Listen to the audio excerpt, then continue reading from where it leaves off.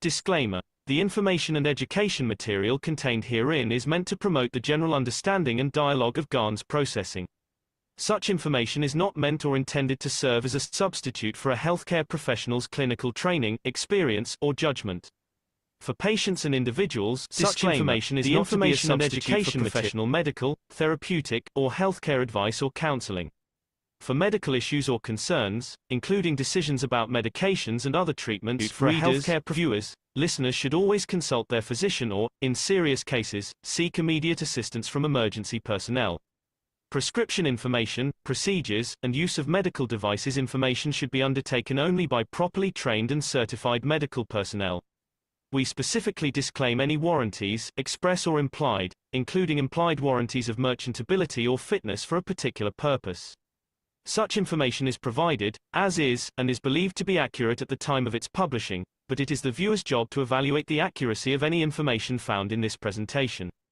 Every case presented is of their own experience, applied by themselves for themselves, and it applies to their case only. Every person experiencing health problems should seek professional medical advice and consult their course of treatment with a doctor. The processes of plasma balancing described herein are a natural process which supports the body but does not replace medical advice or therapies one is already subject to.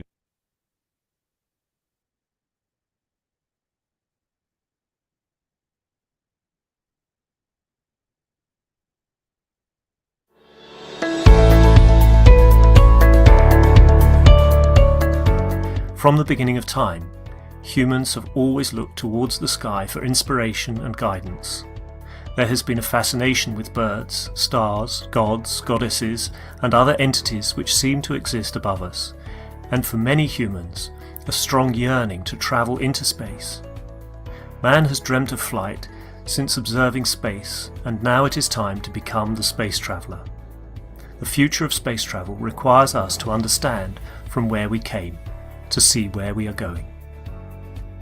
Several thousand years ago, philosophers Mozi and Lu Ban from China were looking to the wind for flight.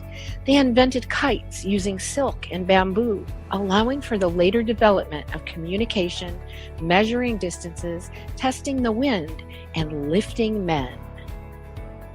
The invention of the kite brought with it the desire to fly. The first known attempts at flight were typically by leaping off towers, known as tower jumping. People in China, India, and Europe first attempted flight this way. In 1670, Francesco Lana de Tarzi published a book that showed some interesting concepts. The concept of copper foil in a sphere with a vacuum would produce a vacuum airship. This is still not possible with today's materials. Francesco is recognized as the father of aeronautics, melding science and mathematics into aerial navigation.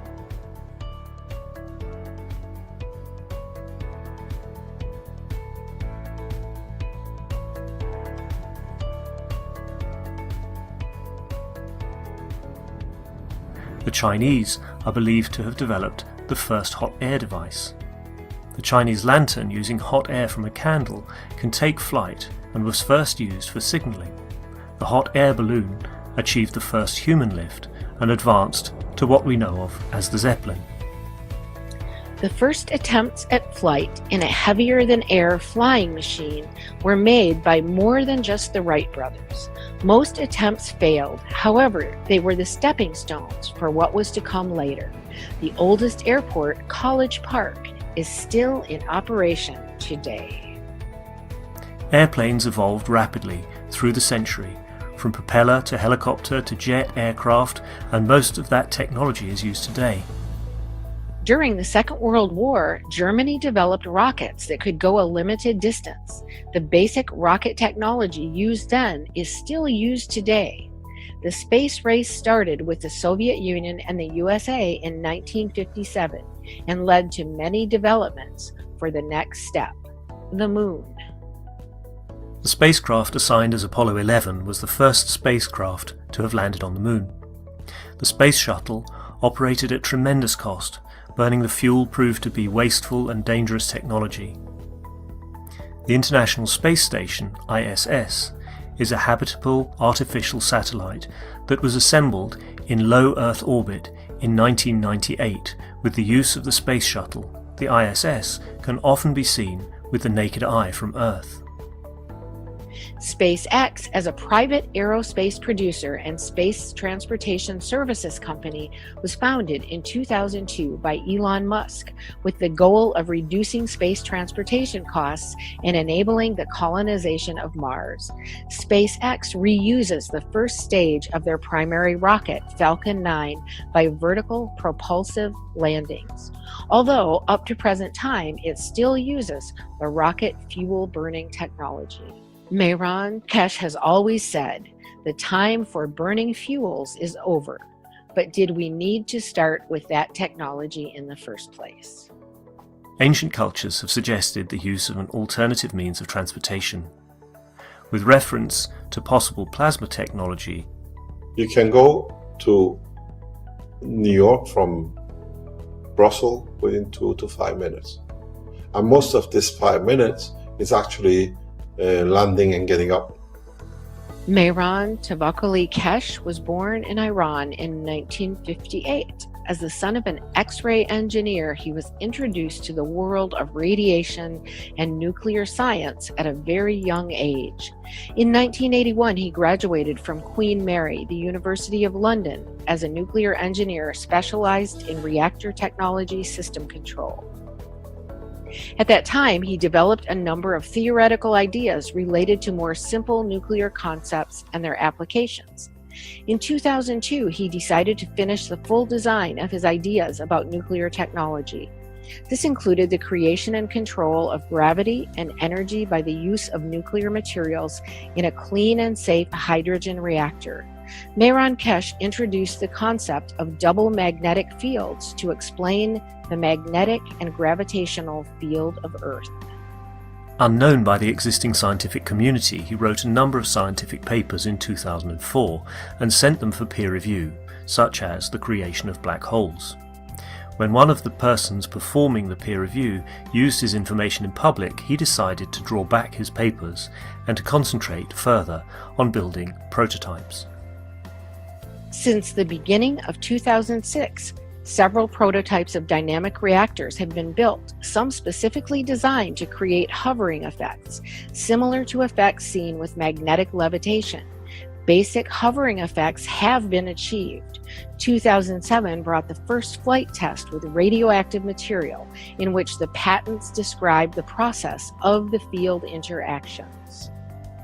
The main patent, Gravitational and Energy System, described the initial fundamental aspects of the plasma and uses.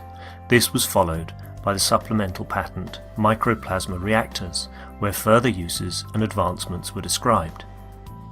Mr. Keshe found himself in Iran in 2008 and was provided all the resources needed to create the first lift of a plasma reactor managed by the Iranian government. These special rotating gas reactors were used to control the plasma. To bring a deeper understanding, Mr. Keshe released the first book in 2009, The Universal Order of Creation of Matters, which contained many new concepts released to the public. This included the PMTIC plasma magnetic fields, initial fundamental plasma and plasma dilution technology used for space reactors. The plasma technology was further developed and it manifested in weight fluctuation in a controlled environment.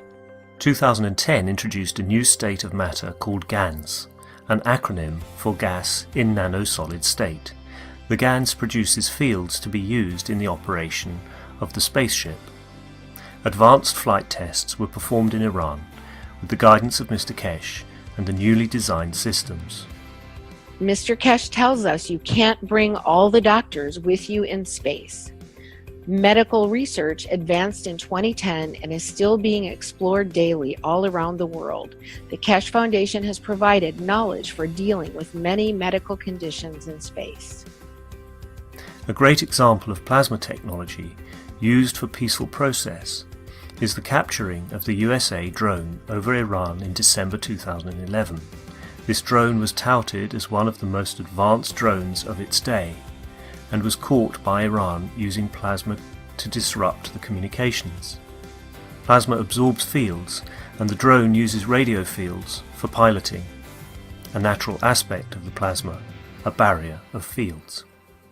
Book 2, The Structure of the Light, was released in 2011. This book brought forward the understanding of the structure of light as a cylindrical plasma where the light is in possession of all magnetic field strengths. Book 3, The Origin of the Universe, was published later in 2011. Mr. Keshe explained the further operation and interaction of different strengths of the same fields, which then leads to the creation of the universe. These 3 books bring forward a much deeper understanding of the plasma science that is applied worldwide by knowledge seekers and scientists in spaceship research and development.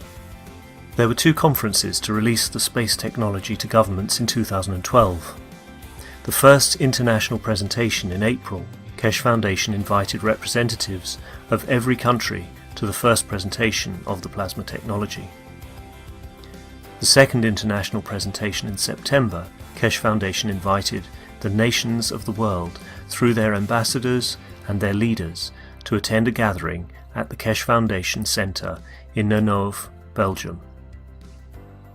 Space travel requires peace. The implementation of the plasma technology brings greater responsibility. In 2013, Mr. Keshe brought forward the World Peace Treaty. Signing of the Peace Treaty is a confirmation from yourself to your soul to act correctly in a peaceful manner.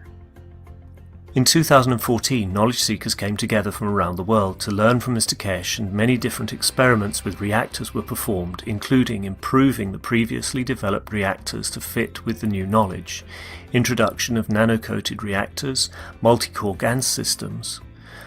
The Spaceship Institute lab experiments were streamed live on the internet for all to see. SSI lab tests with reactors showed strong magnetic field pulses up to 129 Tesla and showed significant weight fluctuations. In December, an experiment was performed using reactors built by knowledge seekers from around the world. Italy, Germany, and Canada were involved in field communication tests. The tests showed that fields can interact with each other no matter the distance or time, resulting in instant communication. In 2015, developments for space continued with different aspects of the plasma technology, such as in health, energy, and decontamination. In October of 2015, Mr. Keshe taught a popular week-long course called the Blueprint Teachings about how to build the MAGRAV power units. People from all over the world participated with building their own MAGRAV units and teaching others. With the demand of the Keshe Foundation products from all over the world, a new research center and manufacturing opened in Arizona, USA. Many developments of the technology happened in different parts of the world, and Keshe Foundation USA is no exception. John and the team started performing experiments using different sensing tools.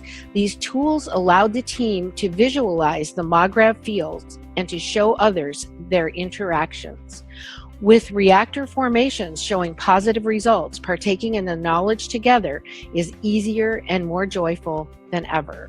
The fun has just begun, says MT Keshe. Mr. Keshe publicly teaches the space technology through the weekly Knowledge Seekers workshops. Plasma enthusiasts from around the world participate in gathering the knowledge and putting the puzzle together in the space race.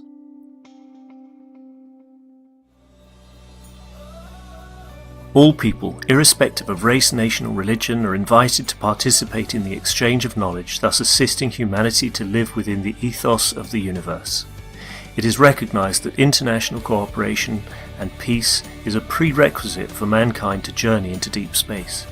Individuals and nations are invited to come together in the spirit of collaboration and unity to enable peaceful application and the use of plasma technology for space travel, food, agriculture, energy, transportation, health and more. We are excited to release the Keshe Foundation Spaceship Blueprint to humanity.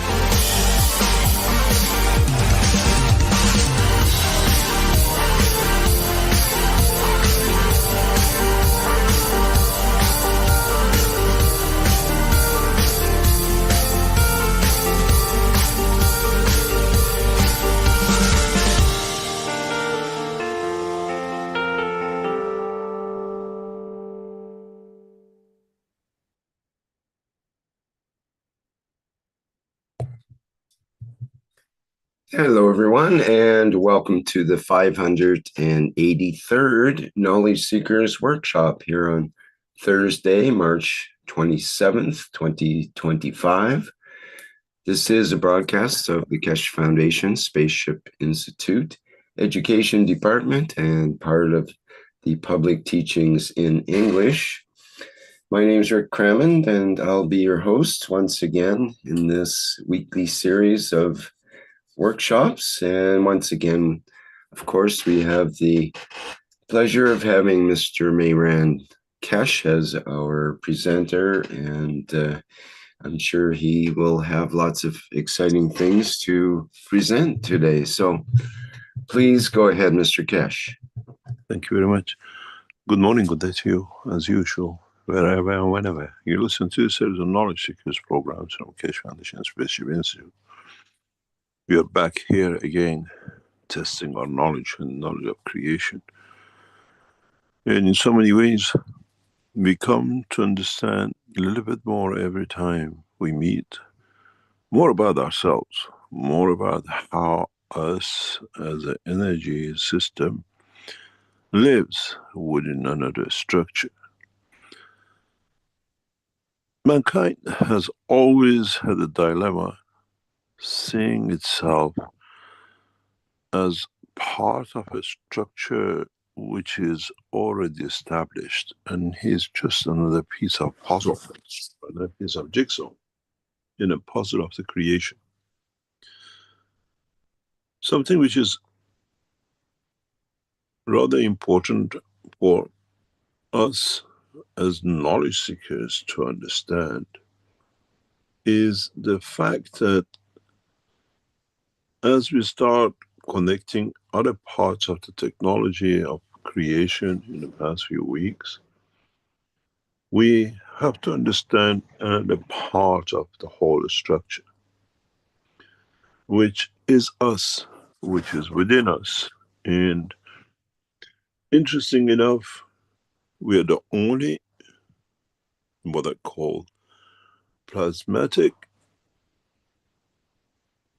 system which is portable, and it makes its own decision in so many ways. The rest are set and dictated by the others. What does this mean? This is the center of our galaxy, center of our universe. It has created a field over time. It has led to creation of what we call galaxies, which is collection of many cells. We call them solar systems, stars.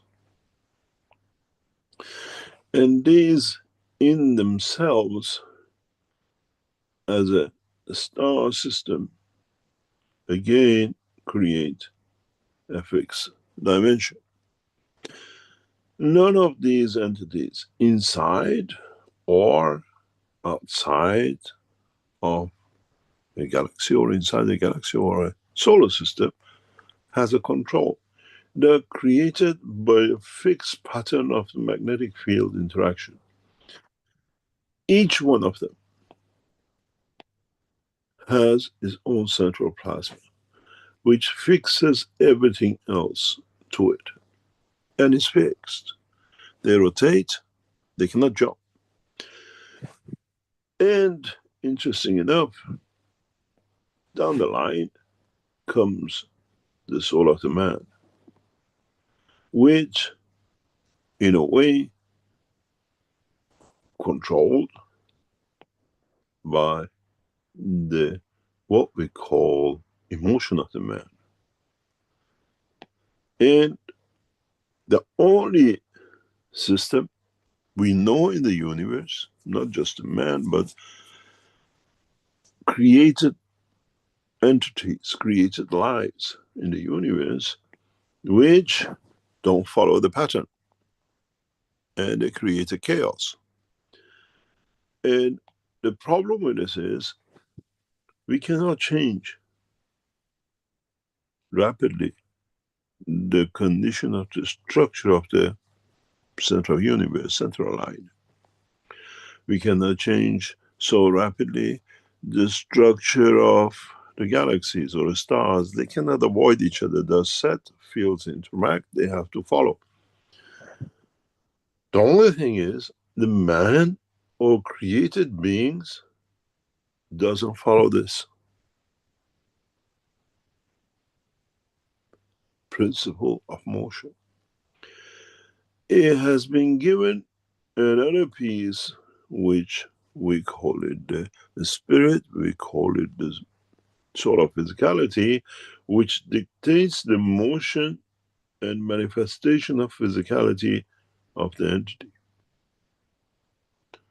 The stars, galaxies, universes don't cry, don't kick, don't fall in love.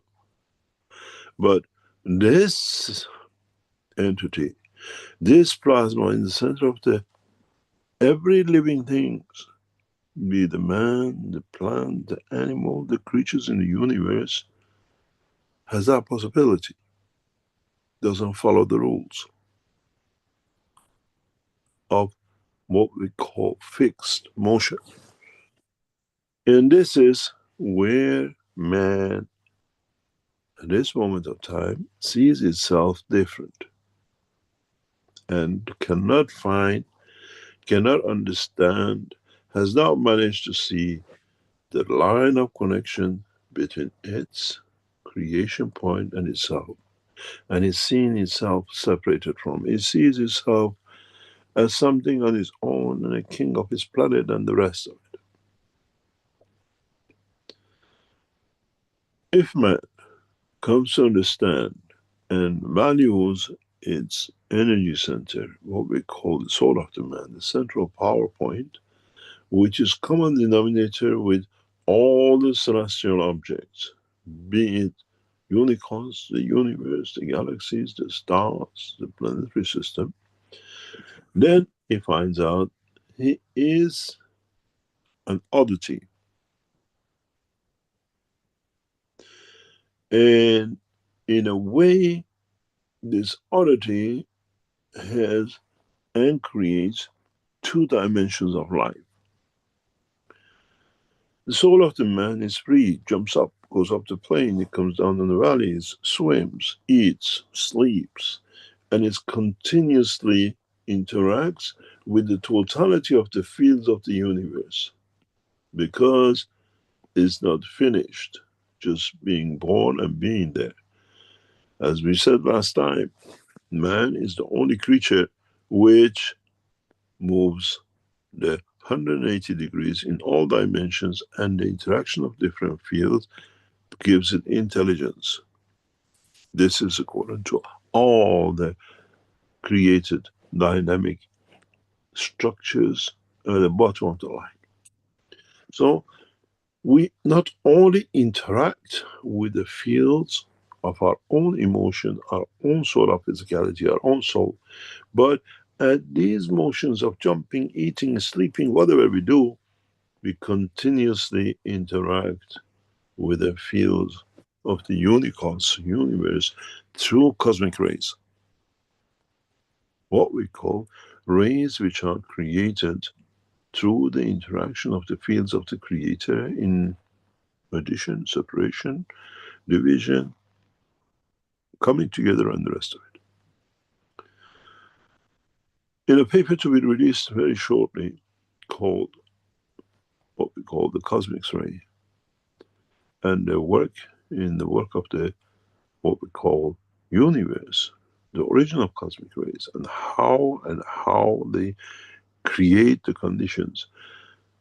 We go in a much deeper way to show, confirm their existence, and how the knowledge has been across your knowledge seekers without knowing. In a way, it brings you to concentrate.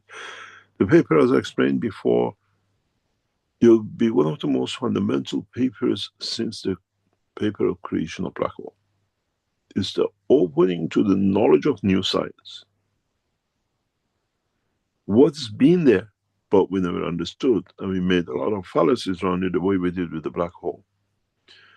I consider this paper as one of the most fundamental scientific papers ever will be produced, will change the course of humanity on the science, and with it will bring the lasting peace. What we understand with this is that we call it a cosmic ray. We do something there, it becomes something, means God knows, something somewhere, radiation. We try to catch it as whatever rays in the depth of the oceans and mines and the rest of it. But we never considered ourselves, our soul, which is another plasma, which is like the center of the solar system, sun, still receives these cosmic rays. It still interacts with it. This is where the 80% of the energy we need for daily use comes from.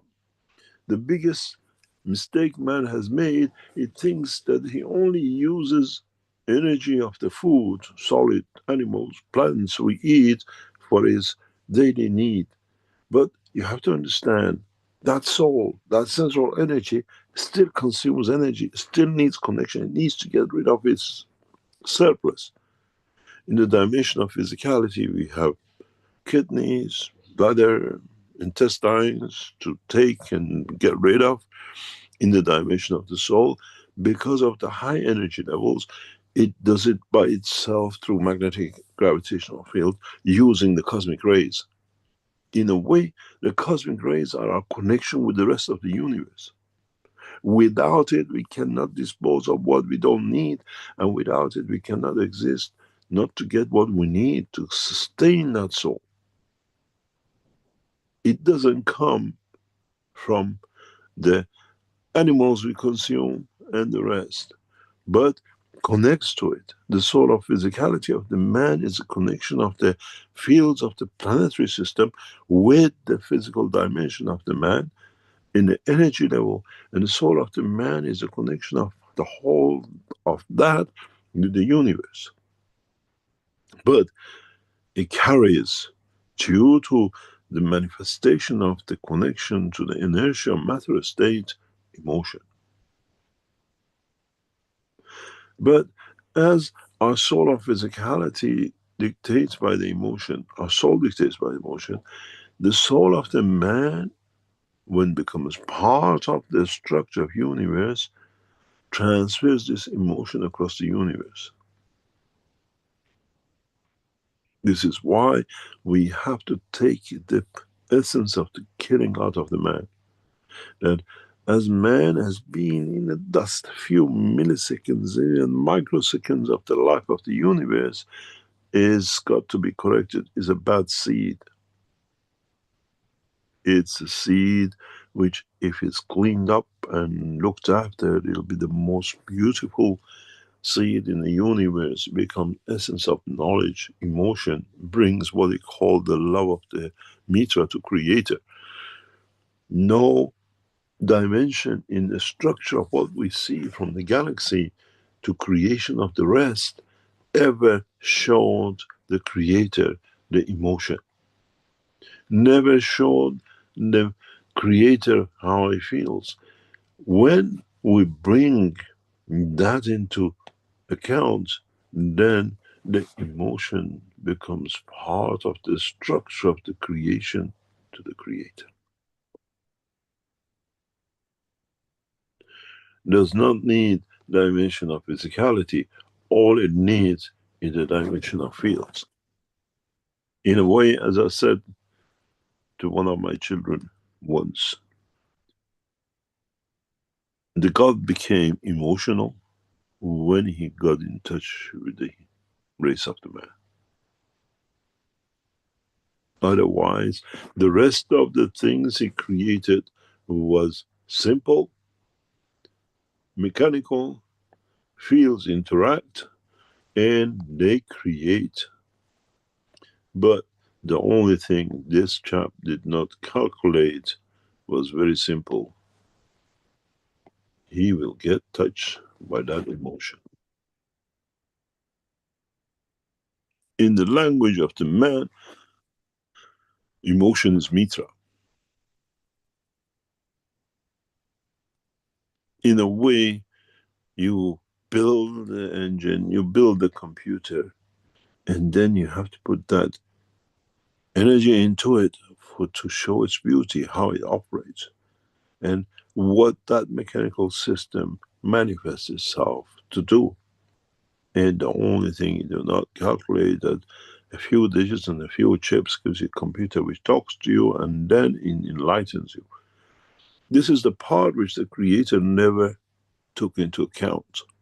In the dimension of lowering the strength across the universe to certain levels, the time will come that the emotion will bring that, what we call, factor, which was not considered in the total physicality of the creation of the universe by the Creator. And this is what we call in the language of the man emotion, the mitra, the love, the giving. And that is what we see, what we have to learn, what will come across in the world of the science of the universe. In a way, cosmic rays led to the creation of physicality, but in the lower strength, the way we saw the lower strength became galaxies, and the lower strength became the solar system, the lower system became the planet Earth, and then the lower system, which created a dynamic plasma. We call it the cell of the man, even though we touch it to be physical, created an interaction with a higher order, which is the soul of the man, and the outcome became the emotion, which that emotion touched the Creator. That's the apple which changed the system. The Adam is the Creator, and the Eve is a mitra. And that apple is the apple of emotion, which Creator never understood, that it can come to it. And this is why Creator loves the planet Earth, because it brought a factor into it. In my work, in my teachings, in the industrial side of the Keshe Foundation, we explain the microchips with emotion, which is about to come into the industry world. You have the chips, we created it, we had the silicon, we made the chips, we became computerized, think faster, but without emotion. Now that we understand even emotion has a field strength and we can build it into the chips of the future in a dynamic structure, we can create system with emotion, your AI with emotion, not just finding answers. This is the trap which the Creator got himself into it. He created the chip, he created the computer, everything was systematic. You do this, you end up with galaxies, you have the solar system. The only thing which wasn't calculated, somewhere the field of strength will interact and create an emotion. And that emotion, in line of production of the system of universe, has touched the Creator. This is why love is part of the beauty of this planet, because it comes as an emotion of giving. This is what the prophet of the past could not explain. We hid it on the name of Adam, Eve, apple, and the rest of it.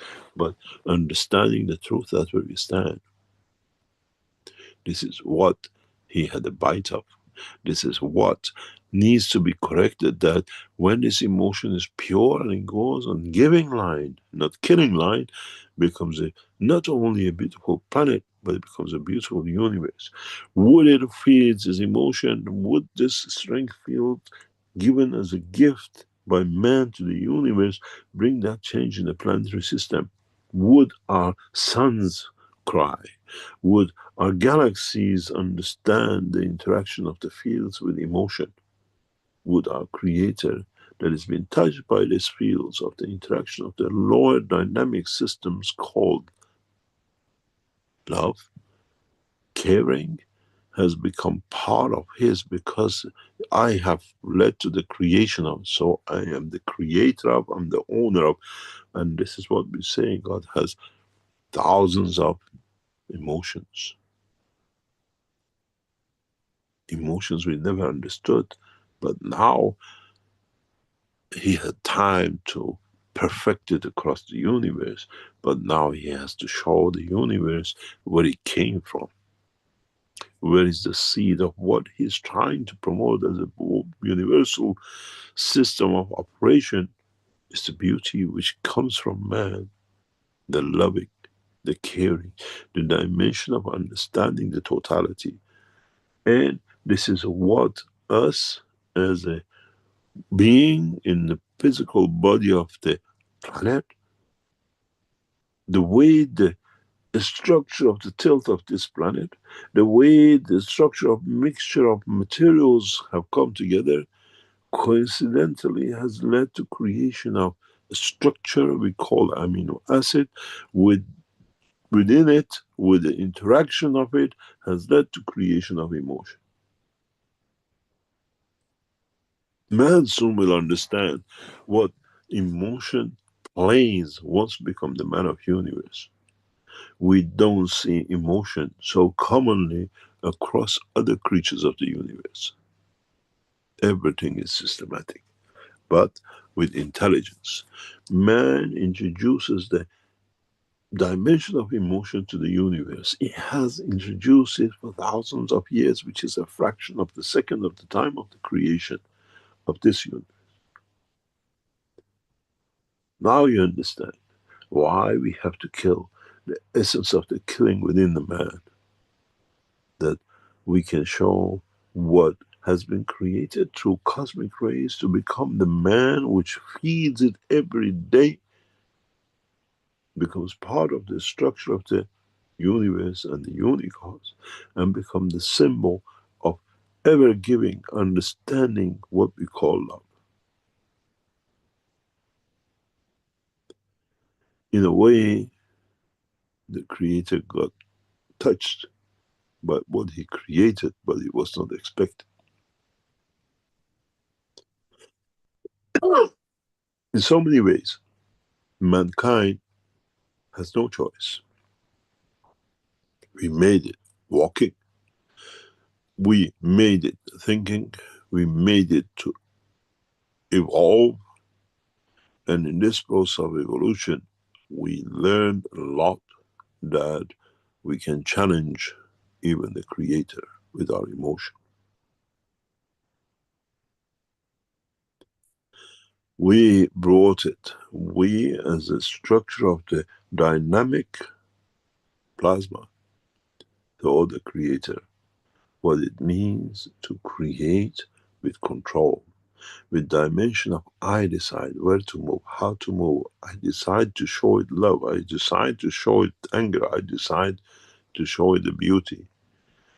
And this is where, when man understands this, then man becomes the creator of the emotion in the dimension of the creation. And now might man understand why it's so influential. When you come across the man of universe, you will see what I call orphans. For an orphan to understand the love of the father and the mother is not never been there, it doesn't exist. But it sees parents cuddling the children, but I have no emotion because nobody ever cuddled me. And now we have cuddled the emotion of the Creator with the love, with the emotion of love. What I teach you today is not something new. Go back to the first teachings with Dr. Elia Kostova. We went through every cell of the man, every organ of the man in the teaching of the medical application. And every time she presented the scientific side of the technology of the creation of the physicality of the man, we presented the what we call universal science, and always was there emotion. The emotion is what separates man from the rest of the structure of the universe. Stars don't cry. Stars don't cuddle, don't kiss. Stars don't generate purposely on time and a place. Everything is a process set, and the interaction would lead to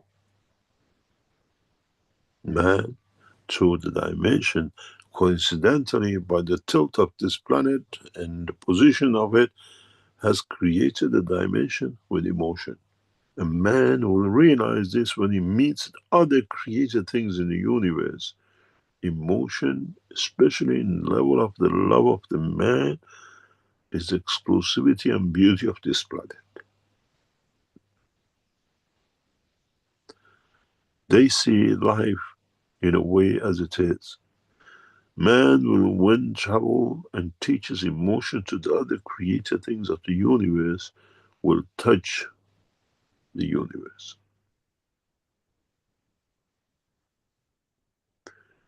They produce, they interact, but the love only comes to those races who have come in touch with the man in the past times. And they have built it into their system. It's like we go on back and say the origin of the man came from Central East Africa. When you travel the span of the universe, they tell you the love, the emotion of caring comes from planet Earth. It's the way the structure is set. It's the way it seats. We are part of the structure of universality in a way when we say, I teach and I teach the whole universe through the dimension of emotion of the information that what has man has created and brought back. But in a way, what the Creator says is very simple. I cannot take a beautiful flower out when it's got such a thorn as a killing attached to it. When you go to a flower shop, when you cut a rose from its plant, and you want to give that to your lover, you take the thorns out, that the lover enjoys the beauty, not the fear of the damage by the thorns of the rose. I know that feeling. Every day I cut a rose. The first thing I did, I took the thorns out, that the lover that receives it just see the beauty and no worries about it might hurt.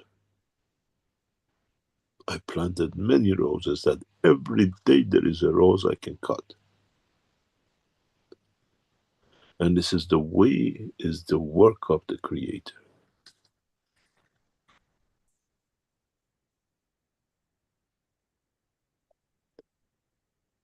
This is what we need to bring in. This is what we need to understand. That what we create, what we understand as cosmic rays, in essence is the connection of us with the rest of the universe, where the food connects us to this planet. We walk, we show our love, we care, and at the same time, this dimension, through the cosmic rays, transfers that love and care to the rest of the universe. We have become the seed of love. And once we understand this, we understand that we even touch the emotion, we created emotion for the Creator to understand what it means. Otherwise, when you look at the structure of the universe, it's just mechanical system, interaction of cosmic rays, and in certain ways, if they interact, it leads to the creation of galaxies. If they interact in certain ways, with the creation of the solar system. If they interact in another way, within themselves, they create their stars of themselves, and the planetary system, and the moons. And then, what? In the case of the earth, is the creator of love, emotion. And once we understand this, we become part of the structure of the neurosystem of the universe. But this flower, this rose needs to be cleaned of its thorns, and that time is near. We will see a massive war taking shape for the last time to clean up, to bring all to an end, where the beginning will come. The phoenix will rise through the love of man for caring for man, and the knowledge of the Keshe Foundation, the knowledge we brought on the name of the Keshe Foundation, will be that peace water. This is that what we call the phoenix, which rises amongst the ashes of the man's last time attempt to influence the king. Soon you will understand when the whole structure comes into operation. We are not talking about long time to wait. We're talking about this very short time. You will see the end of and beginning of a new life. In a way, in a paper published on the name of the cosmic rays in the next few days, will show the path, will show the direction, and will bring that change for humanity. We will not have values for the gold, we will not have values for everything we valued, but we value the dimension of the emotion that we carry within us, which surpasses and connects us directly to the Creator. This is the time when Mitra gets touch with his Creator, and the love of the creation will change the universe and the universe. These are not dreams, they are not philosophical talks. You soon understand. You've seen step by step of it. Now you see the end of the phoenix will fly. The phoenix of peace, love will emerge amongst men after the final dust settles in a short time. You ask us, how do we know? Because we said it so.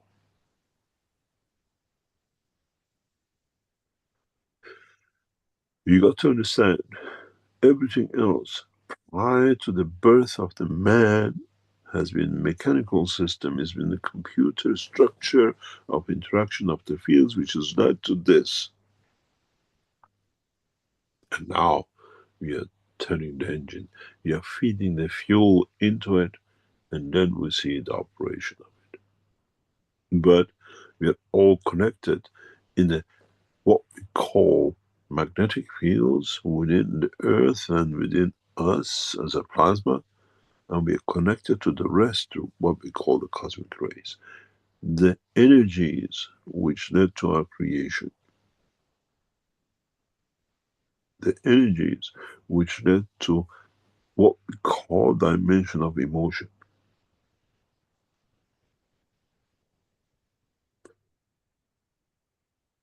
I always said, and maybe now those who have heard it will understand.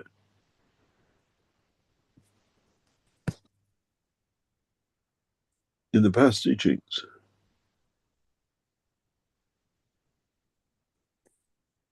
I explained that the rays of the Creator shines on galaxies, and if we are on the way of being in this direction, we'll see the light of the Creator on galaxies. On galaxies lights in the center lines and shines on the star. Coming again at the same time, the cosmic rays, which we cause from cosmos, from our Creator.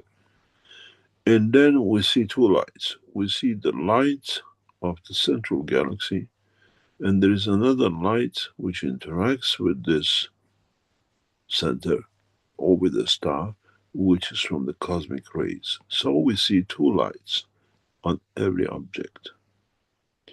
And this has led to the sun. And this sun, which is the soul of the man, gets two lights and shines in two ways. One from the dimension of the field strength of the Creator, which is seen by the universe, and one by the physicality of the man, which see as what we are, in a dimension of our physical dimension.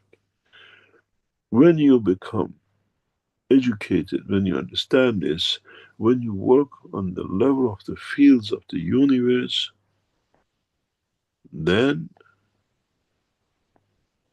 you will see the light of the soul of the man and not the physicality of the man. Where this light comes from the interaction of the cosmic rays, the strength of the interaction with the soul of the man. And this light shows you the strength of the emotion of the man. the truth.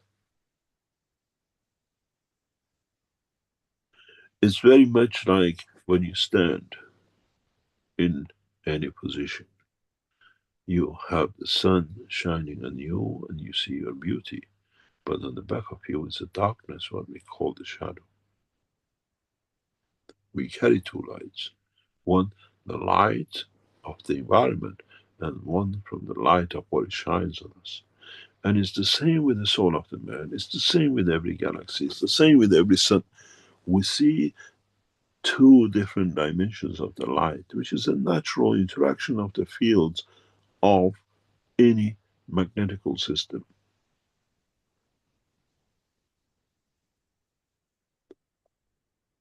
This is what you look for. This is what we see, the truth about the souls we come across. How the soul shines in interaction with the fields of the universe.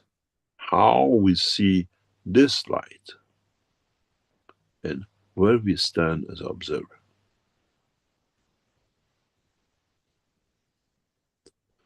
You always thought that the light, the day, the light comes only from the sun. That's the physical dimension of what created us. But at the same time, the interaction of the fields of the universe through cosmic rays shining on our, interacting with our soul, creates the light of the soul of the man. Many times we hear people who say, going through the process of death, that they went through the lights. This is the light they see.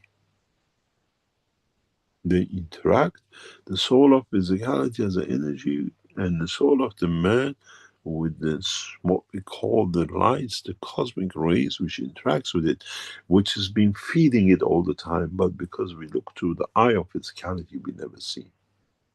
Now that we come dimension of the soul of physicality as a plasma, we see the interaction because we interact with it. We are part of it. Then we look for the light of the soul in interaction with the cosmic rays. Some could be directly from the source, which is from the creator. And that source, by law of the physics of the plasma, when it comes, it has to have a feedback. In this soul, we have emotion. With that, we have shown the creator the emotion.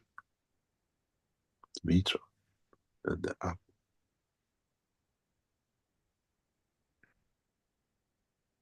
As I said, the Adam is the creator, but those days man could not understand.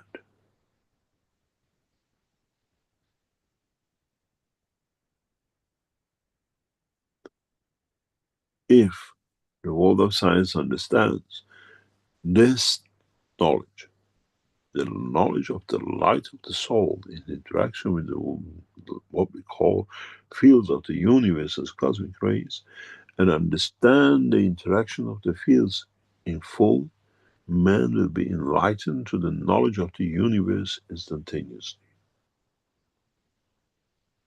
Because then you interact with energy and not physicality of the creation.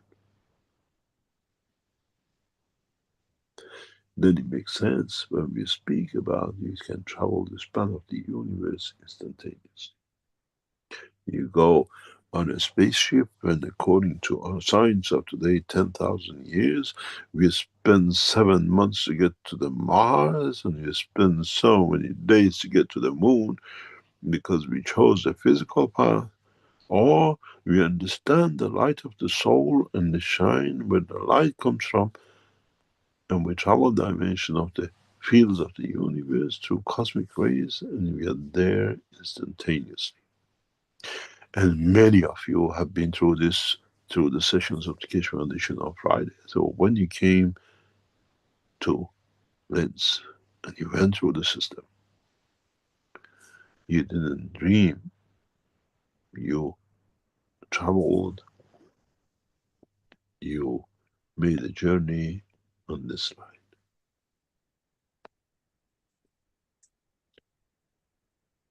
Lack of the trust lack of understanding about the creation of the central soul of the man has led man to denying its own existence, its own emotion, its own beauty.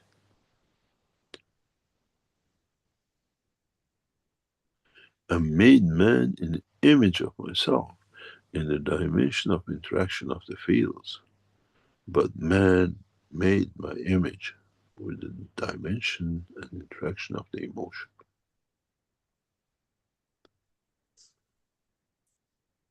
Now you understand that bending and getting up and standing up and sitting down, which brought intelligence to the man in diversity of life on this planet, has brought the same changes to the soul of the man and its interaction with the universe. Man looked at his physicality, and the soul looked at his position and emotion and its totality in the work of the universe. If man understands this, and if man detaches itself but enjoys the physicality and emotion of the love, there shall be no war.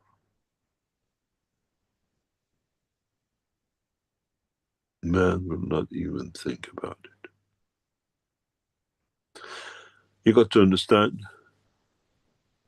in the past times, man as a mankind, has had many encounters with what we call passengers of the universe.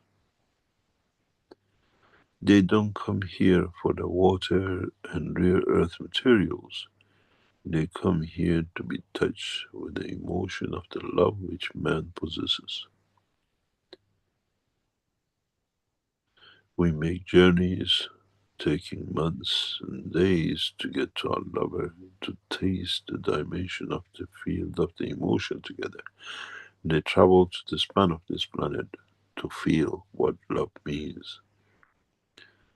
We go to another country and we go back home and we talk about the beauty, what we see. Passengers of the universe come to planet Earth to learn about the emotion of love, giving unconditionally what man translates as to love.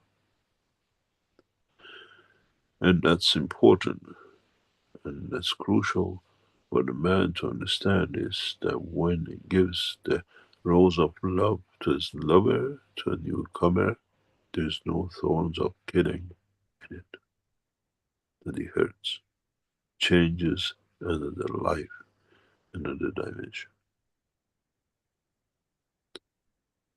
I made man in the image of myself, but man showed me the image of love.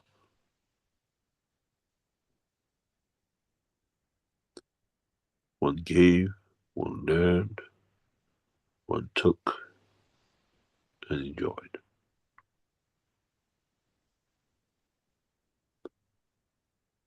If men understand this, we have leaped in the dimension of becoming universal passengers, universal travelers, where we become the ambassadors of love and peace and killing and power, which is, in a way, has been part of the growing up, part of understanding the totality of emotions for man itself.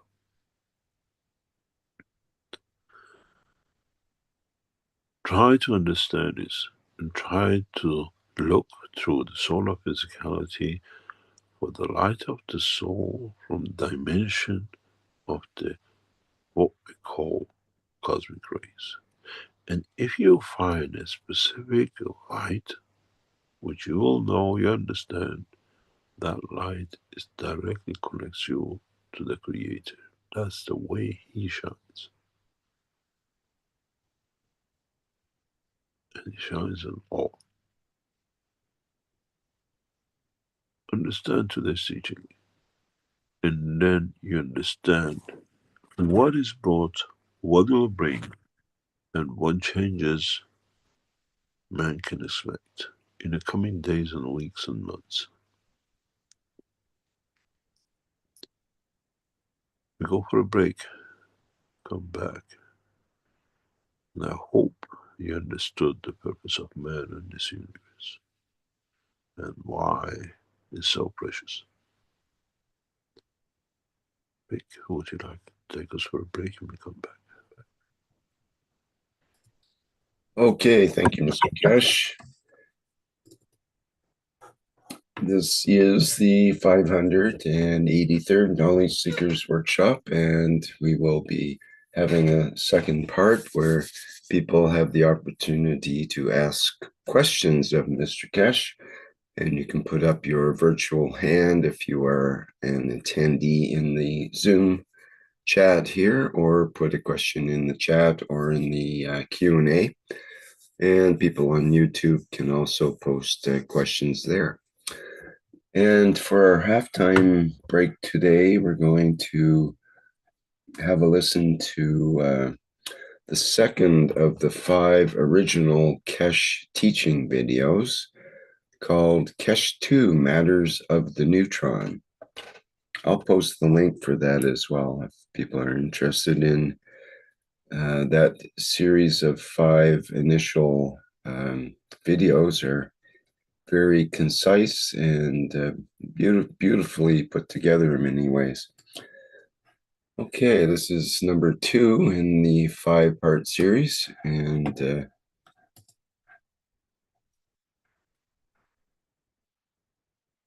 we'll have a look at that now.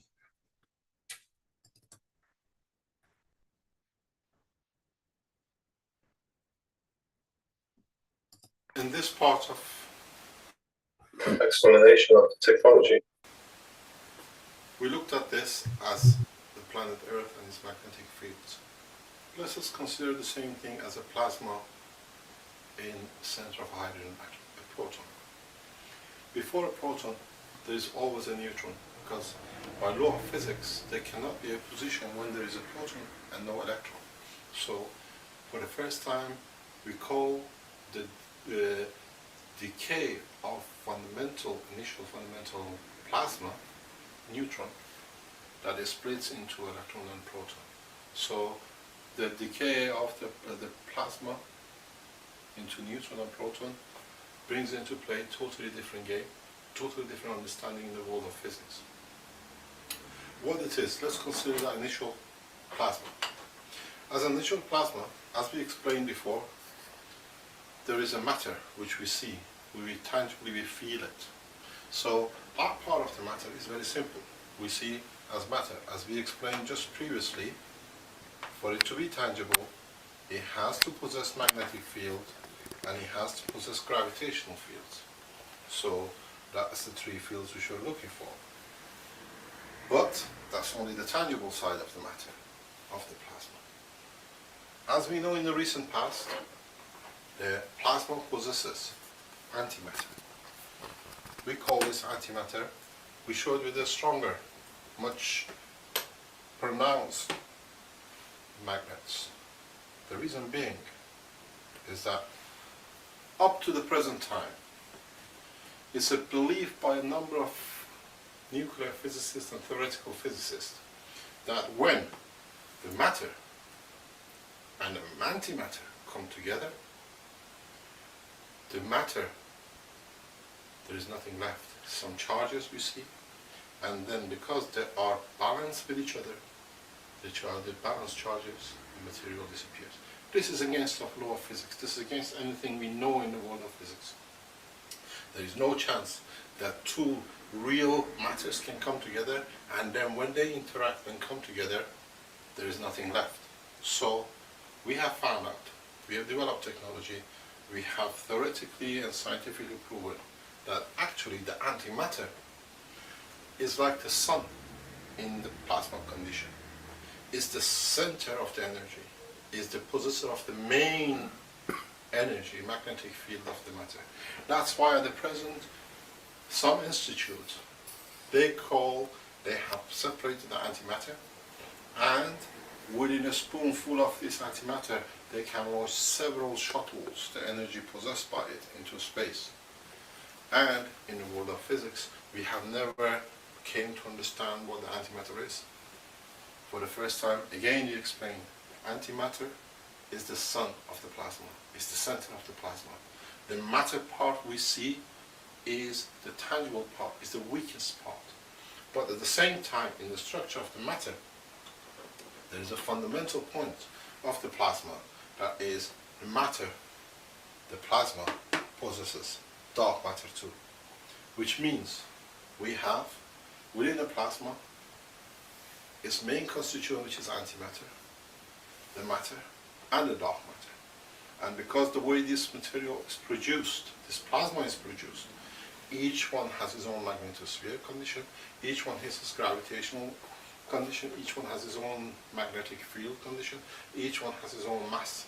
So in fact, mass of a plasma is collection of the masses of the matter, antimatter and dark matter. And in reality, the way the plasma comes to be made in the universe, when they come together, they attract other magnetic fields which are loose within the environment.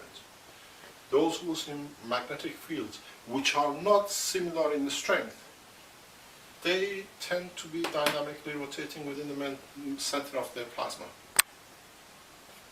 We call this one F1. We call it this a torus field. In the dream physics, they call it the wormhole. This is actually a magnetic field because it does not have any other matching fields within it to create its own mass, to create its own gravitational field. These loose magnetic fields rotate within the center. And at the same time, there are some other fields which are not actually part of the matter because they are loose, they don't match in any shape or form. So what happened in reality, they are just loose fields within the plasma. What happened, these plasmas, like the plasma of the antimatter, when it comes close to the torus field, it gains acceleration, it gains energy from it because it's a dynamic. The same happens with the antimatter, and the same happens with the matter component of the plasma. In the book, we explained what the dark matter is and what dark matters are and how dark matters are created. In a very simple way, we explain dark matter is actually a matter where its magnetic fields are literally in balance with the magnetic field environment of the plasma. So, as the strength of the magnetic fields are the same, they don't create any light in the interaction with each other. We explain the creation of light further on, then it will become much clearer what it means. So, in fact, if we change the condition of the plasma or the environment of the plasma, we'll find the dark matter becomes visible matter because only the magnetic field strength of the plasma has changed. In the world of physics, they call appearance of the matter out of nothing virtual particles. There is no virtuality, it's actually matter, but because its magnetic field or its magnetosphere is in balance in magnetic field strength with the environment of the plasma, the matter does not create any light. That's why it appears as dark. So in reality, what we have, this is the structure of what we call initial fundamental plasma. It's called the neutron, and that's what the structure of the plasma is. That's why suddenly scientists see amazing antimatter. Antimatter, there's nothing anti about it. In fact, it's the most fundamental matter part of the plasma. And when you say matter collides or gets absorbed or come into touch with antimatter, nothing left, this is a fallacy. It's like saying the earth hits the sun and there is nothing left of the sun and the earth. There is no such a thing. What is left, the matter gets absorbed into the antimatter magnetic field strength. There are still different strengths. And what you see, the light which comes out, is like when the earth hits the surface of the sun, it gets some splash of radiation. And that's what it is. And that's because the magnetosphere, magnetic field of the earth, matter, comes in touch with the magnetosphere of the antimatter, and when two plasmas come together, the field interaction creates what we know as light. Different wavelength. So for the first time we explain, you do not need, and at the same time in the further talk we'll explain that The light is created in the universe out of when the two fields come too close to each other, when the magnetic fields of them interact, some magnetic fields are released in the wavelength of the light. So we'll explain that in the future, in the very soon chapters. That's what it is. This we call the structure of initial fundamental plasma. Some people call it neutrons. But when this neutron decays, I call it a decay because it's a natural fundamental decay, like uranium, plutonium, and everything else when they decay, any other material, plasma of neutron decays, and the outcome of the decay is plasma of the proton. And for the first time we introduce the plasma of a neutron, electron. And that is a very fundamental, and that's a major breakthrough to understand the structure of the proton. We'll speak about the decay in the following chapter.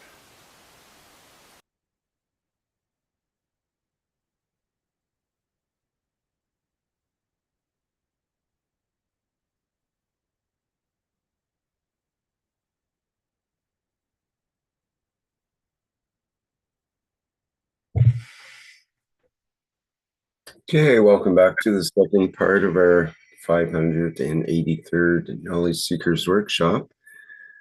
And Mr. Keshe, would you like to proceed with any other announcements or things you'd like to say? As usual, we always have some announcements to make. One of the cornerstones of this technology is to bring this technology in a very different way than what we've done up to now in Keshe Foundation teachings and programs. In the coming weeks, the technology of the Keshe Foundation will take a different international, global dimension of work. And with it, we have deliberately set out to release a new paper. And this paper is electronic more than hard copy, that with it, we give videos within the link, which means it's easy to say we produce this and that, but we show the videos. The connections are live connections to inserted dimensions that you can see, like this video, that where it comes from, what it is. And this will bring to help the what we call world of science to a new technology.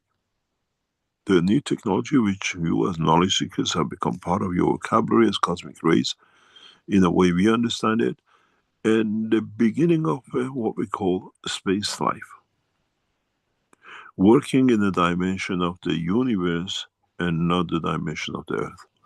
And I hope those knowledge seekers who've been with us find the strength and develop the structure in much deeper way to understand. And with it, we bring in the dimension of international cooperations among the nations and through the structures we have set up. From what's on the screen, it's very powerful if you understand it. And it's amazing that, as I always say, Rick chooses pictures or intros which is in a way set to become part of the teaching of the day. What I would like to do with this picture, if I can take or ask Rick to, let me do it differently because I want to have a control over it. Just 1 second.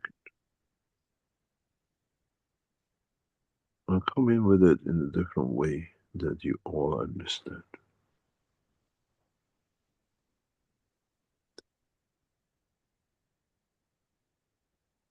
Because you know this picture, it came in at the end of last teaching.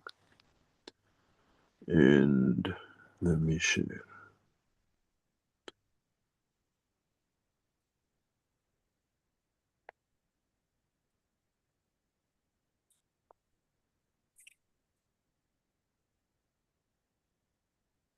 This is a picture you had on the screen.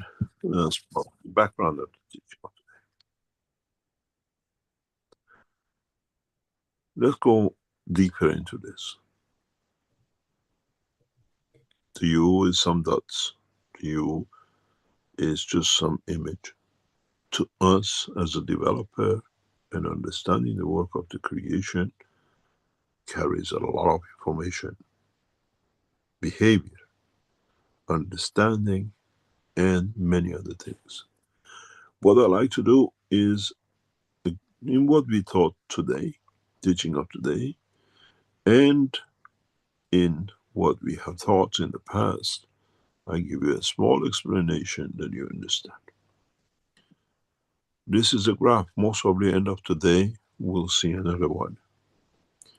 This line is the line of the soul of the man. Collectively, you lot create that line. Once you connect to us in the teaching, we can detect, we can pinpoint to point of accuracy many of your souls. This is the soul of the man. This is the interaction of the fields between the energy center of the man, and this side is the universe, and this side is the physicality.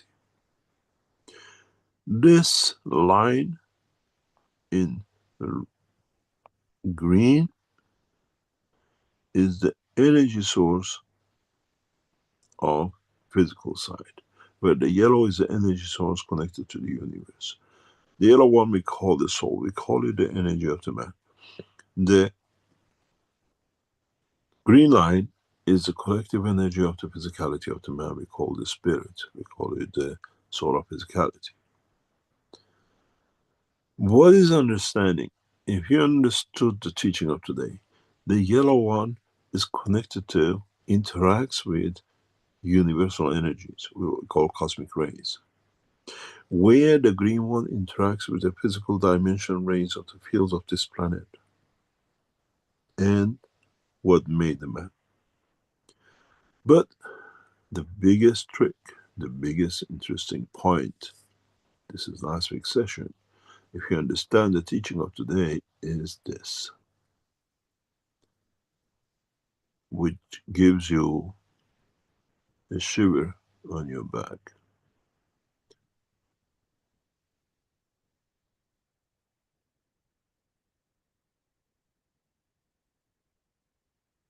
And it is, if you understood the teaching of today, and you understood this is you connected to your physicality in the universal field, which one of these lights is the light of interaction of you with the Creator?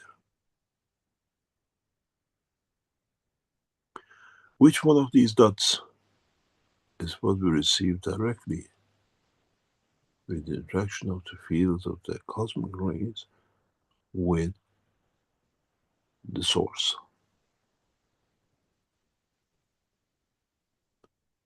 For sure, one of them is.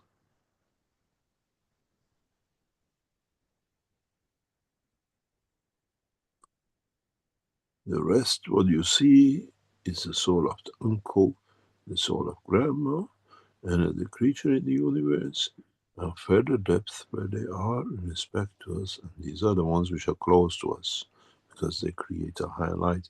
These are the ones not necessarily close to us physically, but at the field strength of us that we can interact with, receive energy from, and the rest.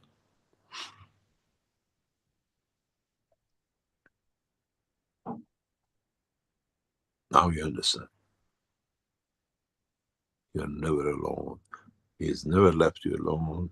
And those who can abuse you in the name of the religion of ayatollahs, mullahs, priests, and rabbis, are the ones who want to cut this line between you, and they're abusing you with it. In a way, all of us are connected to the Creator. The puzzle thing is, in the research and development of the future, man will find which one of these is the light of the Creator, because it interacts with the dimension of the field strength of your soul, with the atmosphere of it. And this is why in the teaching I said, you see the light, it's physicality of the man, and the light with the interaction of your soul. It's different light.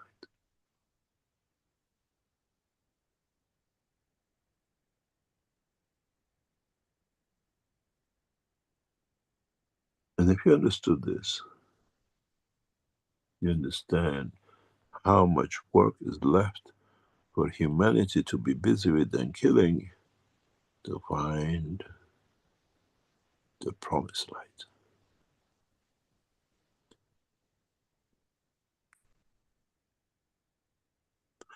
Then when you have that light, do you need religion? Do you need ayatollahs to abuse you? Do you need mullahs to abuse you? Do you need priests and rabbis and all the thieves of the soul of the man? When research will go to find the promised light.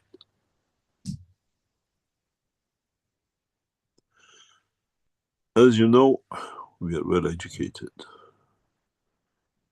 I can go on this picture, pinpoints, and put the light of the Creator, and man will do thousands of research, years of development, and say, how did you know which one it is?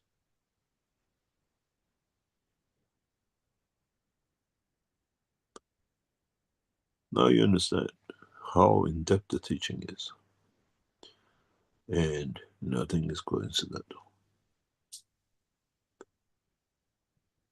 What you see on the other end, if one comes to understand it, is the light of your organs and different cells of your body. And you see the connection light. And this is the connection of you with the universe in interaction with the cosmic rays. One of these lights is you connected to your Creator, doesn't need any intermediaries. Because it enlightens you, it shines equal on all. You find out which one is the grandma or which one is the grandpa, because you have a DNA, you have a connection, and it's very easy to find. One of these lights is the light of your Creator, with you, all of you in the last second. He's never far, not even a millimeter from you, because he feeds you and you feed, you teach it the essence of love and giving. I hope you take from today's teaching the path for your life in space as we endeavor to travel to take you across this line. Any questions?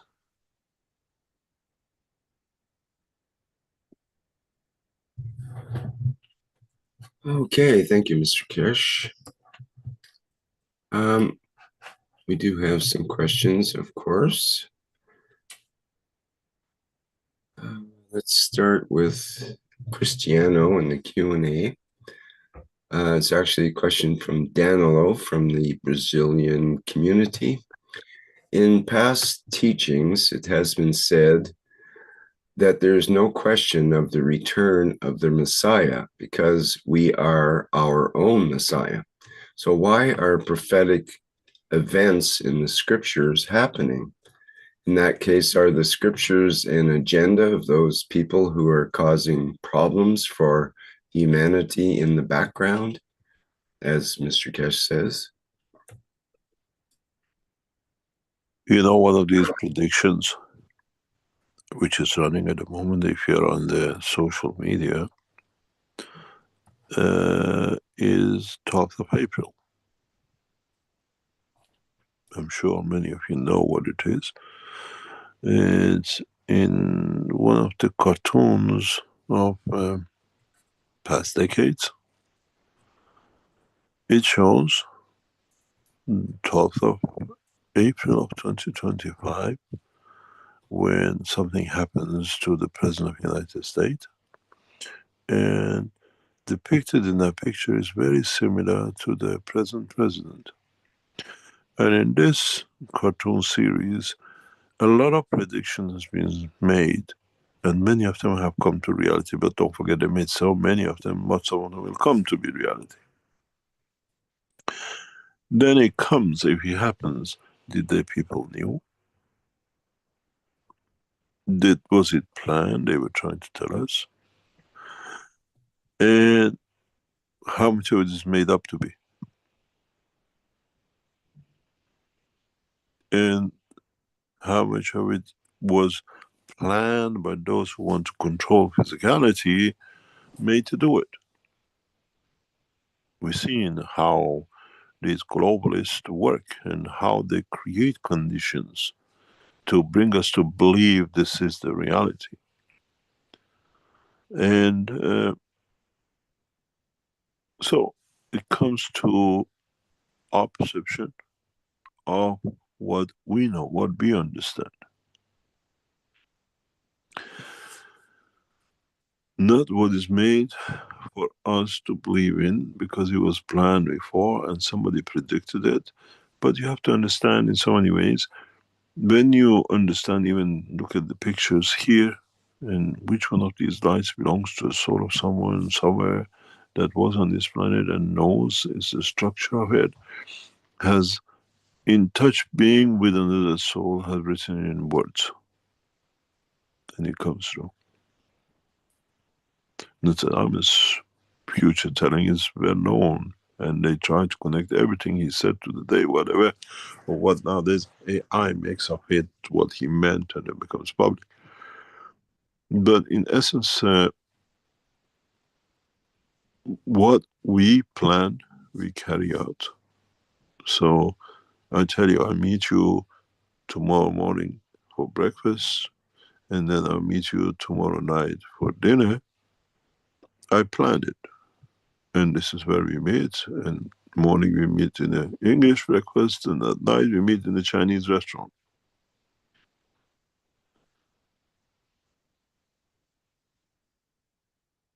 And this is the same pattern as you see in the work of the predictions and the life cycle of the man. It's the same man decides where and how to be and what do you call it, manifest itself. In the morning he'll come in a casual, and at night is dressed up in a dinner suit because you're invited with the others. So is a prophet. Morning was Moses, and in the afternoon you had a meeting with Jesus, and midnight you had a fun with Muhammad. It's the same soul. It's just different people are present at different venues. And once you understand this, then you see there is no prediction because it's said to. And if I tell you, if you go to such a place, you'll see such a thing, and you tell somebody else, and they go there and they see such a thing, it's not predicted. You've just been told, and you pass it on, and you do your work to be there. In the world of the language of the man, we use words. In the dimension of souls is energy and information. So a lot of predictions made by those who predict is the connection to the line of the lights you see on the table. Just need to be wise to understood, not to be magicked. No bigger magic baffled man than the name of religions. Because man wanted to be baffled, even he knows in the background it's all lies. If you understand what's on the table, one of these lights is the light of creator interacting with the soul of all of you. He hasn't chosen individually. You all get enlightened from it. So then you understand.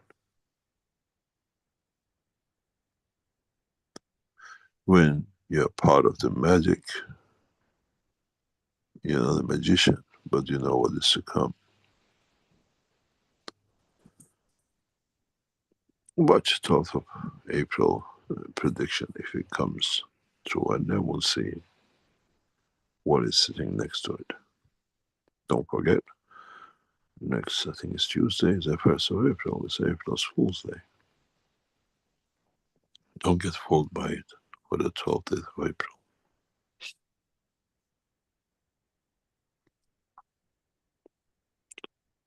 Any other? Okay, we have a question in YouTube from Freed, who had a previous comment that almost 583 times present. So Freed is one of the old timers, you could say. And he had a question. Just get that lined up here. Thank you, Mr. Keshe. Is the free will that individual decision to be good, act good, and speak good every moment, which will connect us back to the Creator in us? Is it so simple? Thank you. Yes.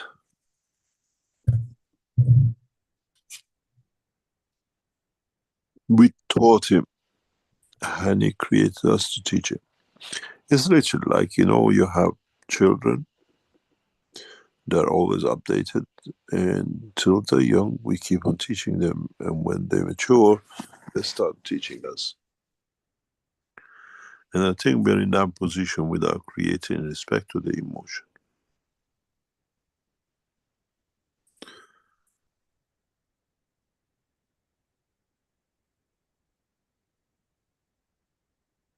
This is why everything is connected to each other. It's the feedback way. It's gravitational and magnetical. What is magnetical to you is gravitational to me, because I take from what you don't need.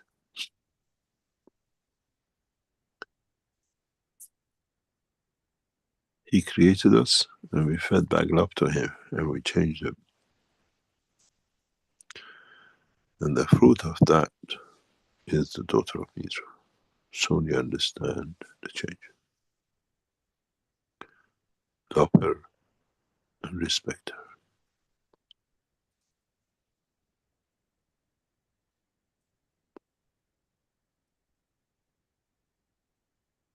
Any other question?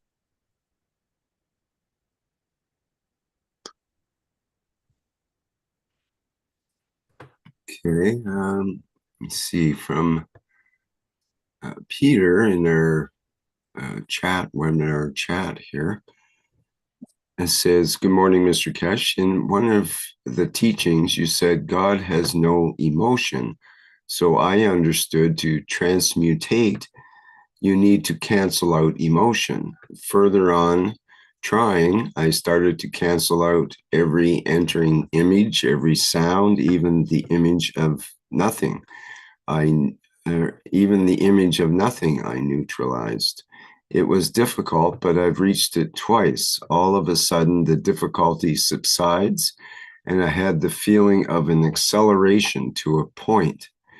Then I felt on the top of my head, literally a tap opening. It felt like water trickling through, but stronger and stronger. And then the pressure around my brain grew exponentially, and I had to let go. So does heart medication or cigarettes cause this? Which drugs cause this? Thank you. Oh, it's called the drug of loving the Creator. It's got its own addiction. Nothing you can do about it. Once you learn it, you get addicted to it, and addiction to it brings you a lot of peace.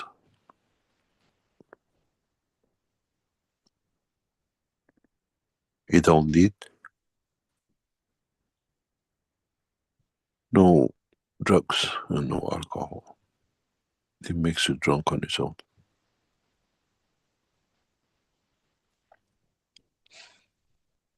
If you look at the structure of drugs, we spoke about it before, you'll understand why some of the drugs are so addictive and some of the drugs are affecting the emotions, some affect our soul, some affects the creation of our soul. At the moment, Keshe Foundation in research side going through the development of this because we had the opportunity to look and we expand the opportunity and we are studying much harder.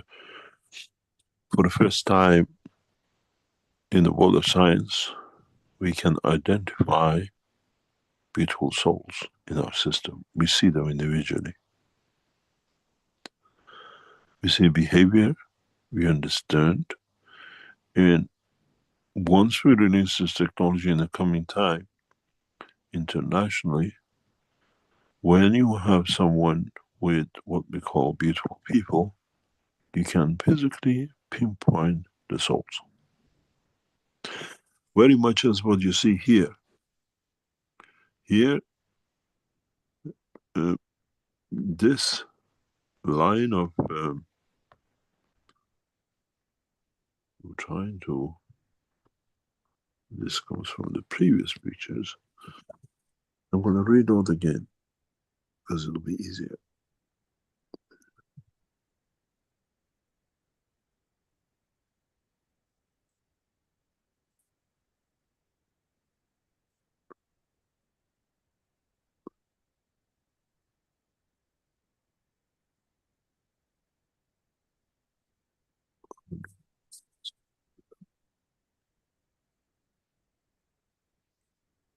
Let me go through it with you here.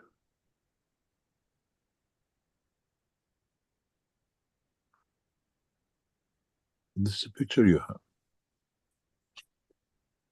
Collectively, you all have a certain bandwidth energy, which is this one here.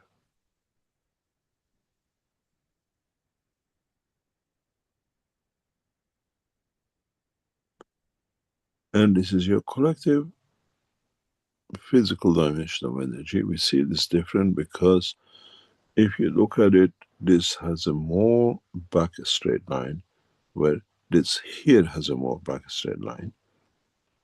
I try to separate it, that is, you understand what I'm talking about.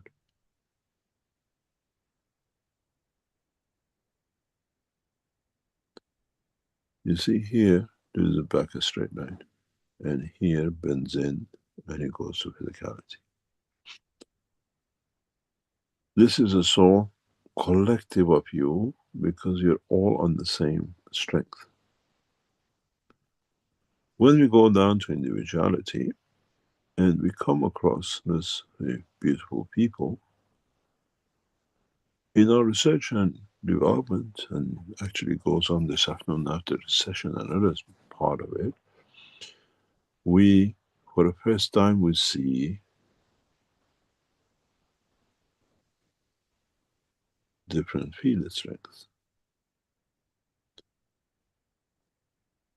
indicating different souls or different energy fields in the same individual.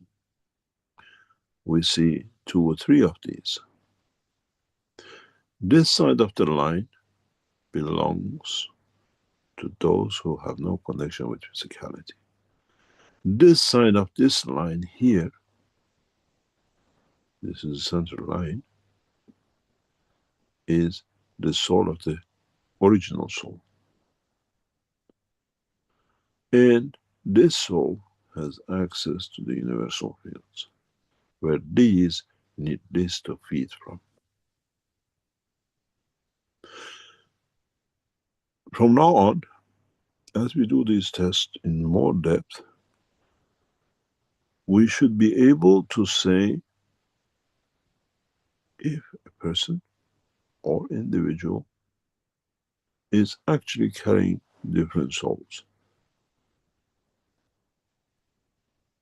This changes the world of science, psychology and psychiatric conditions. Because in the world of science today, we have one of these for every individual, even though if they're twins. When we look at the womb of the mother with twins, we see two sets of these. But when you have one physicality, which is here, and you see different dimensions of souls, then you understand.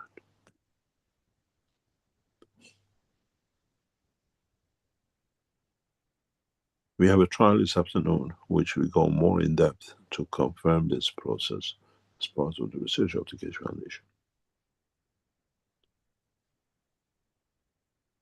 These souls have no connection to this dimension because they go through this, and this is why we see so much problem with beautiful people, what you call schizophrenia.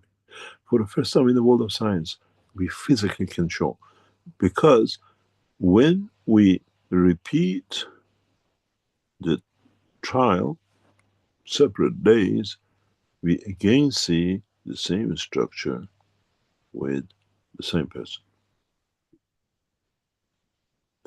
And we can see the interaction of the physicality, the extension of connection.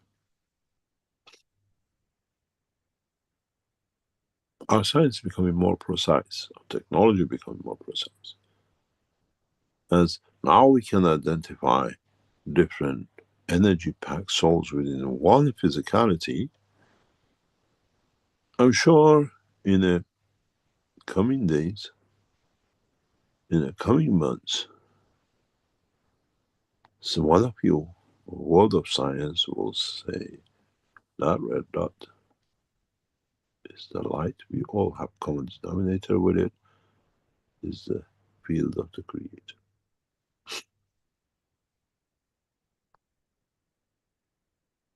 It's there, it shines because this is here for it to shine too. It interacts with the fields of it.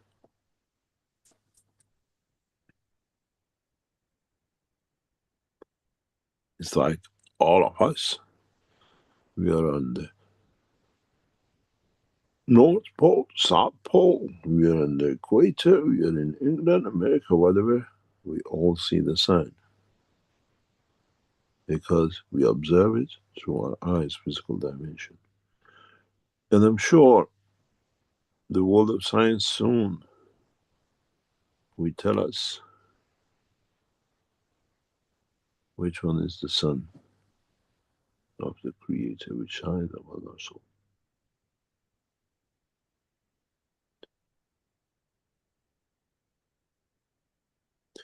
Or like Ayatollah Khamenei of Iran to explain this to us, or the Pope, or the two rabbis of Jerusalem.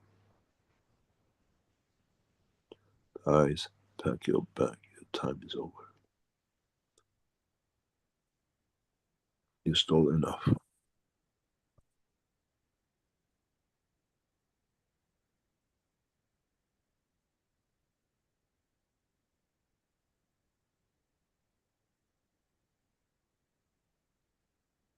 In the coming time, we'll share the knowledge, and then you understand.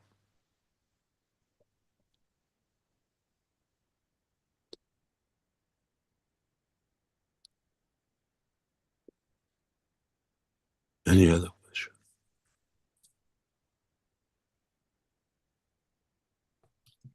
Okay, thank you. Let's see here. We have a hand up with Marinez.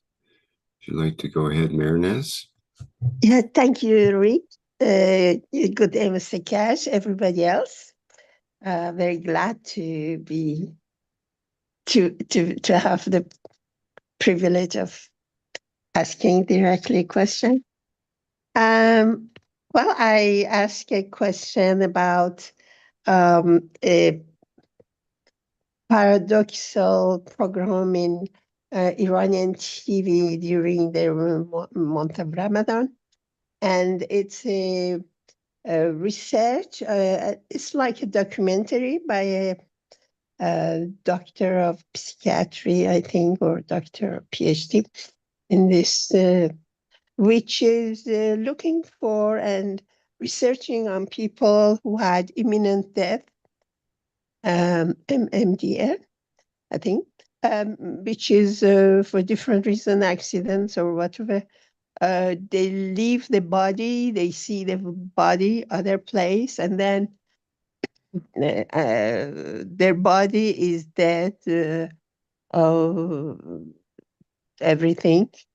And so they go other places, they usually see their life like a video, all the details of their hidden life. And if they have done something wrong to somebody, like beaten the child, somebody over there is beating him and beating and beating and beating over.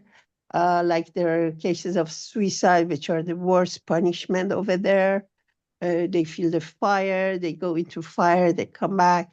There are some people who see the beauty and calm and beautiful trees which talk, which sing and everything else. They don't want to come back and they force them to come back. Mostly the people, their family, if they believe they are, they believe in family of prophet and they do sacrifices, they let them come down. And I wanted to ask,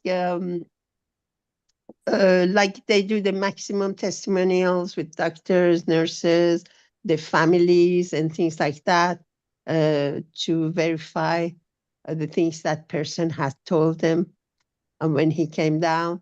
And is there another life after this life? And everything we have done in detail would be given the corresponding results. And the thing is that when they come down in the life, their routine life, they are very, very careful about what they say, what they do, never to do things that harm anyone. Somebody who has been having a business and who had been very corrupt, they sell the business, they do very small things to serve the people. These kind of changes have also happened after they come back from that other place. So is it something that we can think it's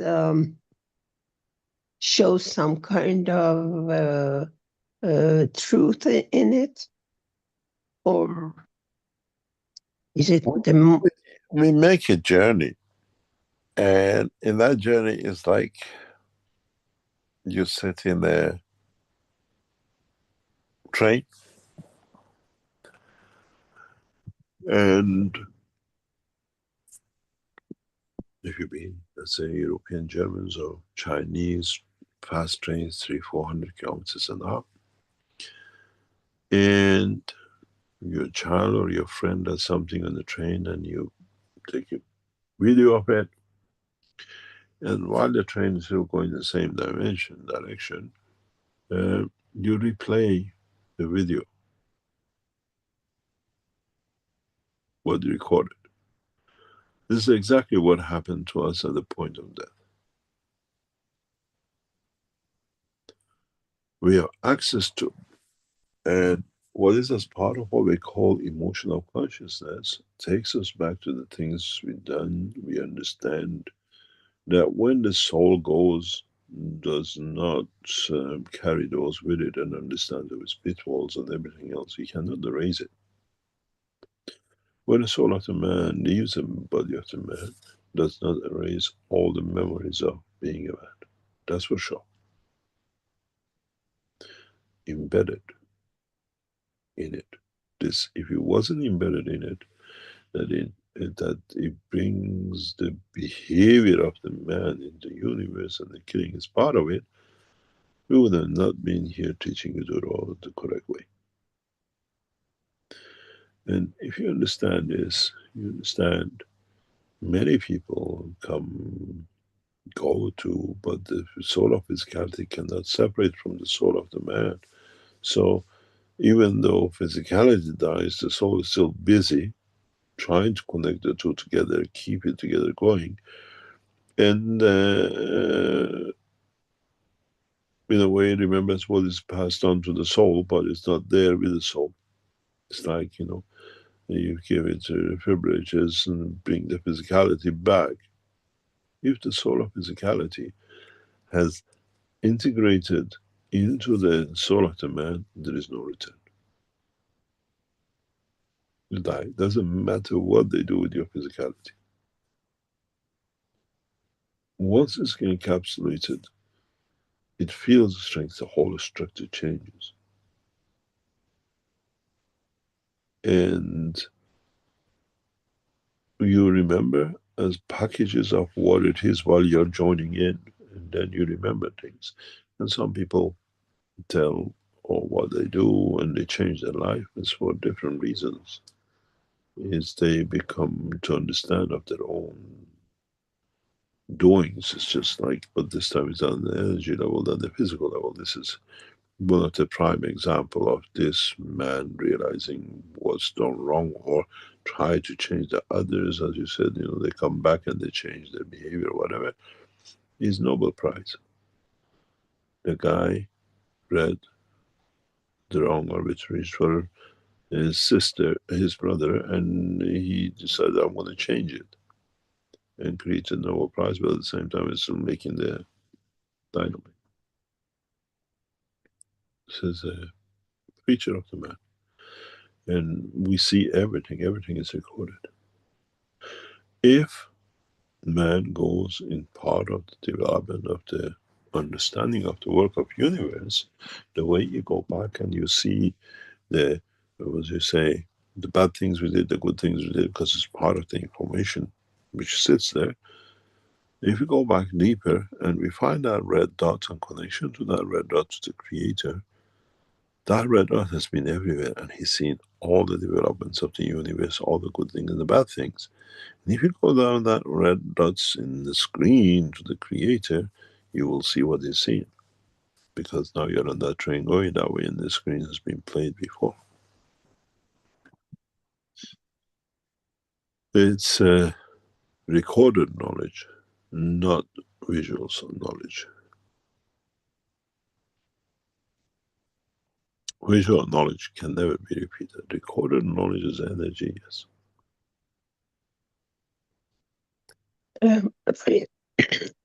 For example, one of them is experiences that he was bullying a student in school, and he had no consciousness that it's bad. And in the other word, they show him that the consequence when he bullied this guy, this child, the child was very upset, for example, and then he takes his bicycle and he goes so fast, he makes an accident, and something happens that affects the mother and things like that. He can see even the consequences of the wrong he has done to that person, which he didn't know in this life. And another thing, when people owe people something and they go, they are very, very upset about coming and do anything to pay back the people. I mean, these are things which they didn't believe they have to give back them. You see, if you look at some of the images which are coming on the social media, and some are in a specific bandwidth of recording, we even see the energy of the man in the point of accident when he leaves the physicality or at the point of death. There's a large number of these pictures, not fake, but some real ones, which you can see how the energy leaves the body from the top at the point of death. When that happens, there is no return. But if we become good at it, which I'm sure next few coming times we can follow, now they put you to sleep, you sleep and they track you, whatever you do in your brain. Once we understand the field strength of the dimension of the soul, we will track the soul where it goes when the physicality is asleep. These are not dreams anymore. From what we see is in front of you. This knowledge in front of you didn't exist. Nobody has it except the Keshe Foundation. And the people outside cannot even believe such a thing exists. And you knowledge seekers sit here and listen and very politely don't say, Mr. Keshe, you're crazy. But it'll become bread and butter of the world of science. Psychology, psychiatric processes. Even if you look, if you retranslate this picture, we took this picture during the awakeness time. You're all awake, hopefully. A few of you are asleep, snoring in the United States, maybe in China. But in the future, in a very different way, I'm sure you know the curiosity of the man. Man has to do everything. We put this soul in the machine in the sleep time, and you dream. We follow you while you're dreaming. We go with you where the two interacts, and you take the path of seeing things, and then you come back and you call it a dream. You'll be able to follow who you met, what strength you went, and what you did. What you see on the screen is one of the biggest scientific breakthroughs in the world of the understanding of energy of the man. And to you as knowledge seekers, because you've been part of this. Another thing Mr. Keshe shows.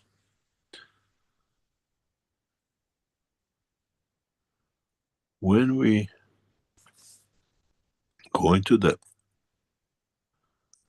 man will have so much to do that doesn't have the time to create war.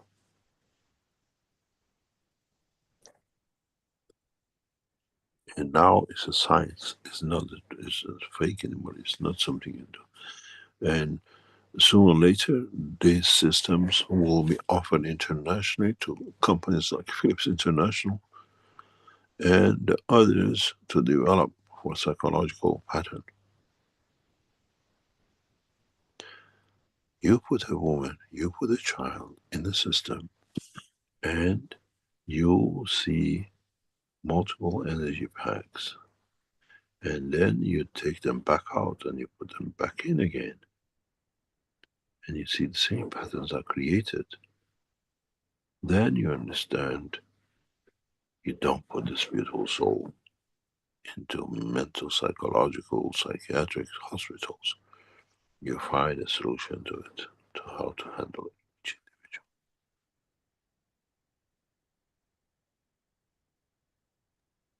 individual. Another thing which I want to ask you is some of them, when they went there and they were in difficulties, they asked the saints, the famous saints we have, to help them. And if there is a affinity with one of the saints, kind of, and the people down there, the mother, the child, are very much praying.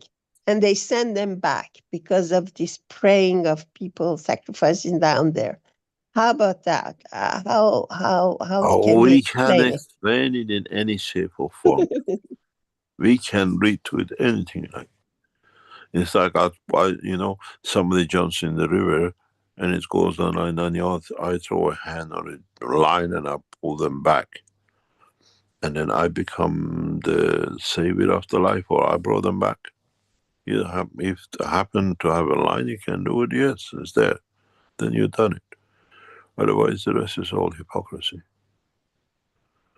When we pray for the soul of our past ones or our present ones, we go to the graveyards and we sit there going to see the grandma's grave and say a prayer, whatever. And while we are sitting there, all thinking, I have to go to Chilakavi tonight, and then what dress I'm going to wear in this wedding. Why did you go to the graveyard? You could have done that from home.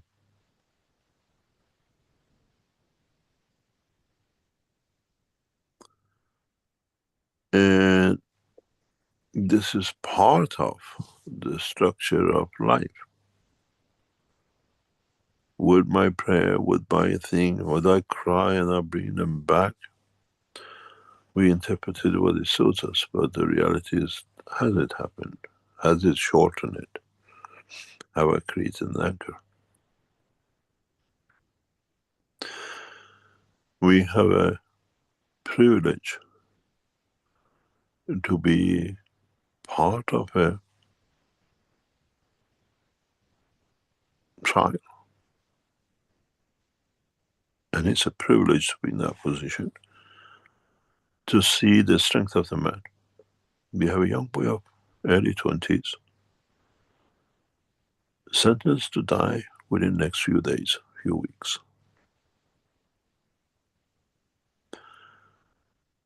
And by doctors, due to health reasons. And the strength of this boy, I've talked to him a couple of times, and what you see is amazing. He's packing his things, he's making everything ready, that there is nothing left, burdens on the family or friends or whatever. And he speaks with no regrets.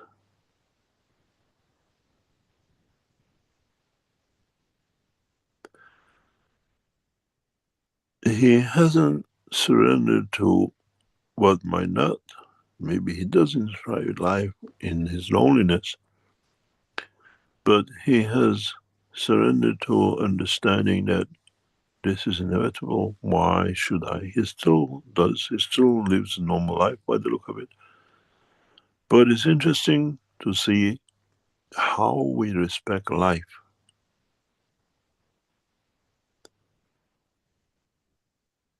I've seen many people in the late ages of 18, 19, and they cried. They said, well, one more day. And this young boy had it on.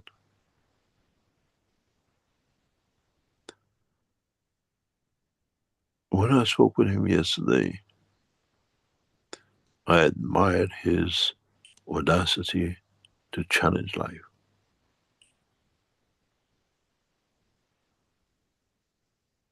And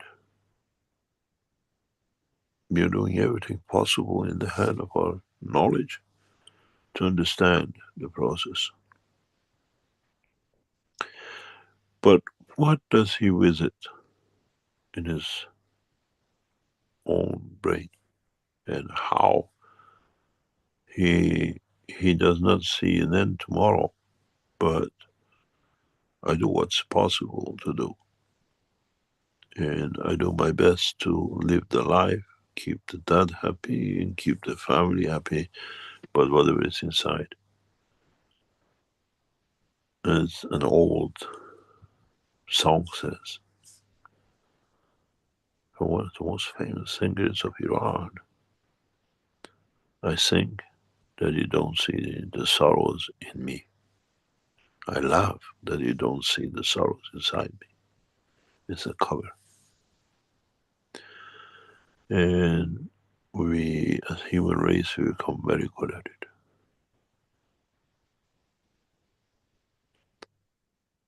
As you said,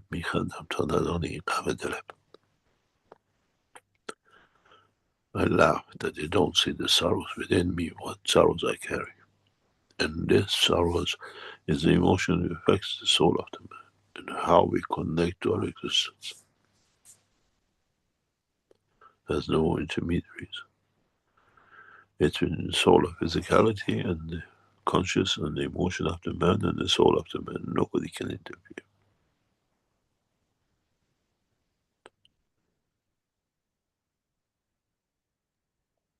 Thank you very much, sir. God bless you. Thank you very much. Any other?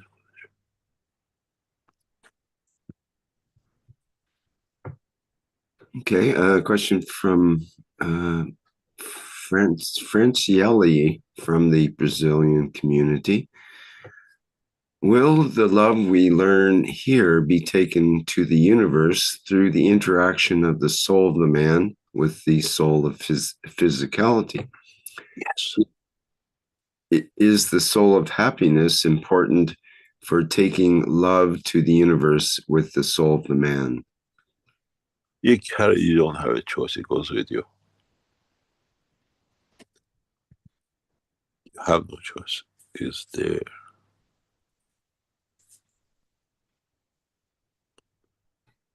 It's part of the package of transmutation.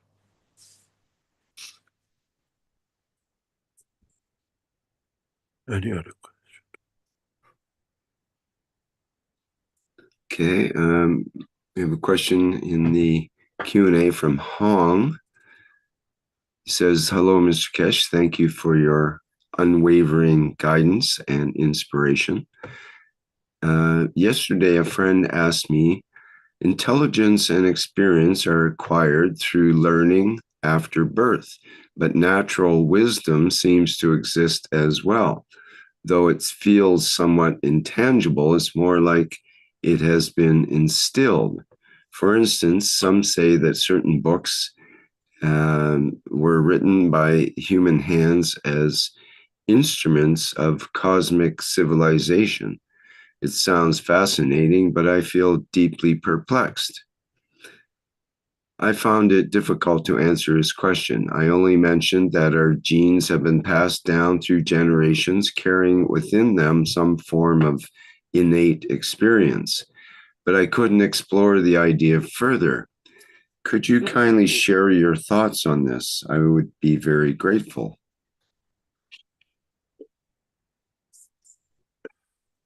This is a very, very simple, what do you call it, way to put it. And it's a very, very hard to understand for many people.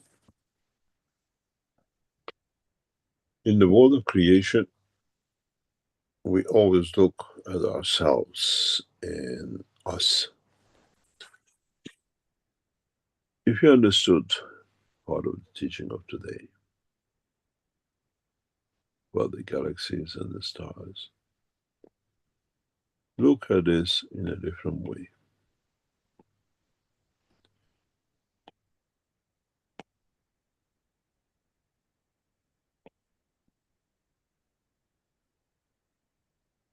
I do this especially that you understand what I'm talking about in a different way. Number 1, number 2, 3, 4, 5, 6, 7, 8. Each one of these is one soul. And each soul has a DNA, which is a chemical composition.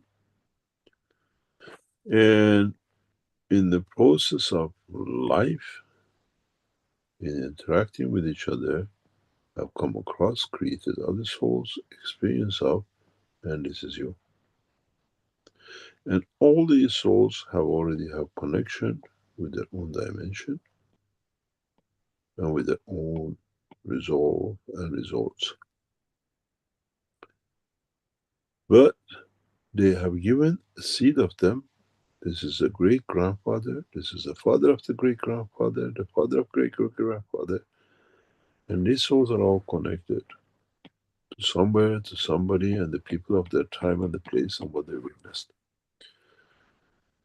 As your DNA is part of the same structure, now as you in your DNA connecting to all these in DNA carry the RNA, the information and connection of the soul.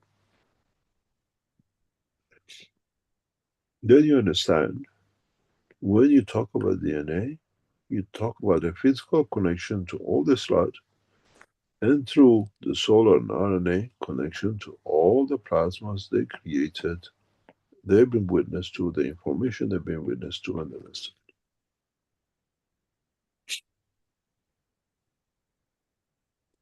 One thing which is, in a way, to understand is that each one of them has a memory bank. that everything happened to them in their life is recorded and is transferred through DNA. They remember the first time they took the breath of mother for drinking to give life. They remember the day they got married. They remember when they had a child. But this is what part they want to remember because they go back to it. But every picture, crossing the road, seeing a blonde woman, seeing the bike getting hit and everything is there too. So when it comes to a generation of you, with everything else coming back, understanding that one doesn't go anywhere, but if you look at this chain of family chains, how many they go with a family tree to create down the line 100 years, 200 years, thousands of these souls. And these souls, thousands of souls, connected back to there, because they have the connection magnetic field, they have connection to here. So if you understand this, we can, through what we call line of, you call DNA, RNA, and connection we have once the field is created is there, we will be able to go all the way down to see, to understand how our great-great-father's uncle who got married to somebody else, and then he ate what happened down to his generation and his offspring, through connection of the soul. But if you understood this, will come another point which go back to that dot, red dot, which is your creator. Now you see how we all are connected through the same chain, plus our own, to the creator. And then this is when I said many times, once man goes to the dimension of the soul, he will have access to the knowledge of the universe instantaneously, because this guy, which has got connection to all of us, this is just, sorry, as our scientists tell us, there's hundreds of billions of stars in one galaxy. Imagine who he is connected with. Now you have access to the full knowledge of the universe. If you understand, if you find that red dot, you have found the key knowledge of the universe. And but again, this guy has a connection to Unicos and then access to the rest.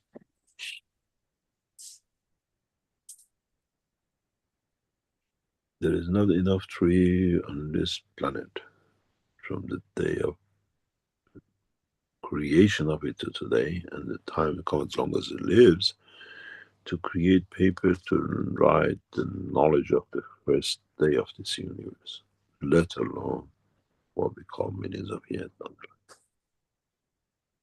And all of it is recorded. It just depends who wants to know where you want to know.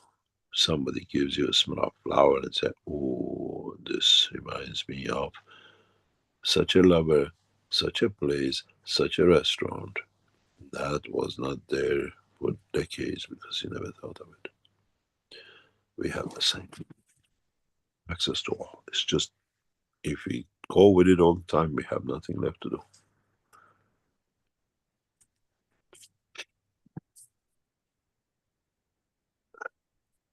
Any other question?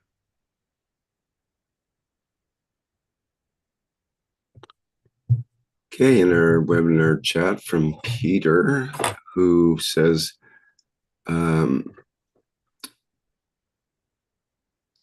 morning, Mr. Keshe. As love belongs solely to earth, can the same be said for death?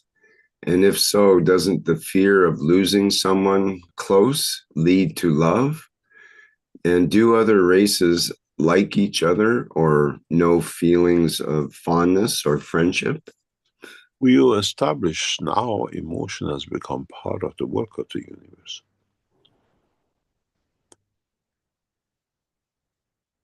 Emotion is part of the structure of the universe. You can't change it. Once what you call the aliens came to Earth a long time ago,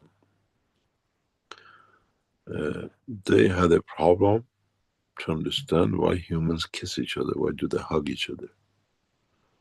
What does it mean? First generation had a problem to understand, and the second generation fell into it like a putty.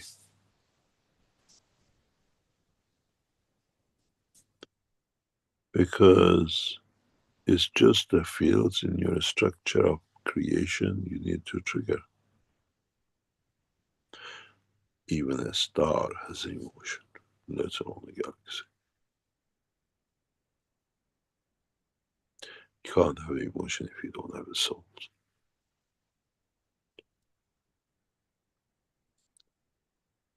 Any other question? I don't know if you've seen it, Rick, or not. I just received a message from the Keshe Foundation store. They just launched a new product called Keshe's Butterfly Phone Holder. Okay, This we'll have a look at if you that. can look at it. If you look at it, this was done. It was oncoming for past few weeks now. Actually, it's marketed. Is your phone holder you can put on it, go speak with the, what do you call it, the speaker open or whatever, and it changes the whole dimension of the fields and what we call G5s or whatever which interferes. And interesting enough is that if you put your phones on this, you can see the second picture of it, if you can share. There is two-sided butterflies which are embedded into this structure, which holds the energy back. And then there is a, because it's the whole structure of this material, when you look at the third picture of it, which is on the blue, you can connect this or put this on the back of your telephone or computer, which connects you to that antenna in absorbing all the, what you call, wavelength. I'm sure Knowledge Seeker soon will show the field demonstration of this as we've seen with the others. So you can attach these to the back of your phone or dangle it off your phone, which is connected to the framework, which actually, because of its condition, is like a star-based formation. And this will be as part of the work of the, what we call, the technology, which is getting distributed in a bigger way. And I hope you enjoyed. It's, I'm sure you feel the difference of it. If you can show the second picture, you can see clearly the position of the two star formations, which literally pulls all the energies between the two. And we'd like to know how you feel when you use it, and how does it feel with your systems.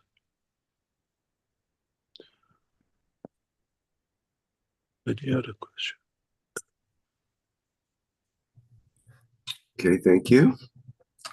Well, you mentioned emotion, and so Anne Marie has a question in the Q&A because emotion has come up for her. But what has happened is she says, my cat just died half an hour ago.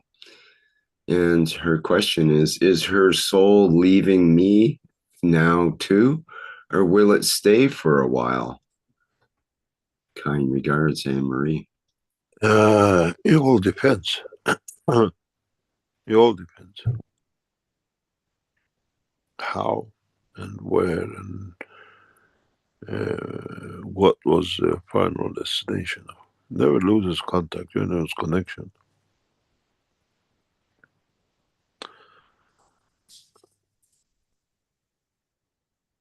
It all Depends on how the relationship has been between the two and how connection will stay. But then you'll never be separated between possibilities.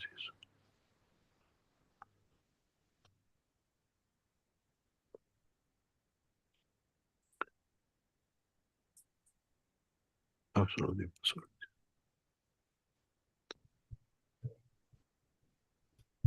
Sorry, pardon me. I said it's absolutely impossibilities. Always states, always have a connection. Once we establish a link, it stays and depends how much is connected to be.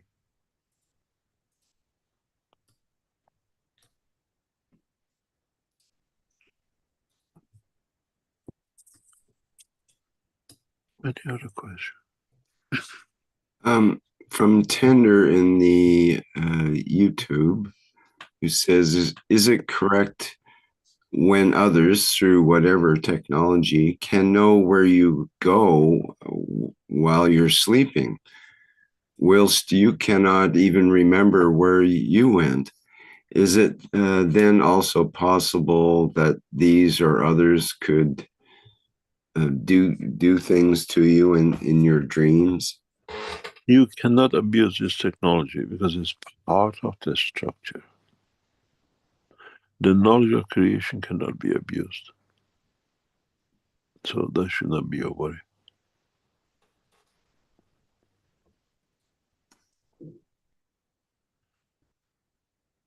Okay, thank you. We had I don't know if you would call it a medical question, but it's regarding Andrew has a problem with his dog having a second seizure, which is odd because Andrew has also had 2 seizures. So what do you think in that? Is there any general advice or ideas you can give in that situation where both an owner and an animal's had some seizures? No. Leave it up to the doctors, perhaps, or naturopath even. Yeah. Okay. Let's see, what else do we have here? We got to the end of the line. Before I forget, those of you who join us tomorrow in the session, please read your emails. Emails has gone out yesterday. Your time allocation will be as usual as before, or most probably last time. You received a very funny note. Read your note. Just don't come in. And create that note in writing. Open your emails and read it and understand it. We want you to write your destination, where you want to go, and who you want to meet. So the purpose of the transmutation tomorrow is to take you, or you take yourself, to where you've written to. It's just you buy the tickets, but this time you write the tickets. It's not what I thought. Think of the food you want to eat, what you want to drink when you go there, or you're going to space, you want to go to Mars. And please don't choose Christ, not this time. We'll come to him when it comes to end of the month in what you call after the Passover and after the Easter. But when you come in tomorrow, please read the instruction. Don't come in just because you come in and then I'll think of it. Think about it from now till tomorrow. And write exactly what you want. You're transmuting, so you have to indicate it. You want to go to Mars, you want to go to the next door neighbor, you want to go to Paris. What do you want to do in step by step? Where do you want to go? Who you want to meet? What do you want to whatever do? And put it in front of you tomorrow in the session.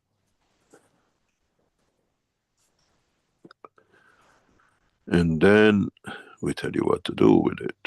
And follow the instruction how you have to use the Ganses.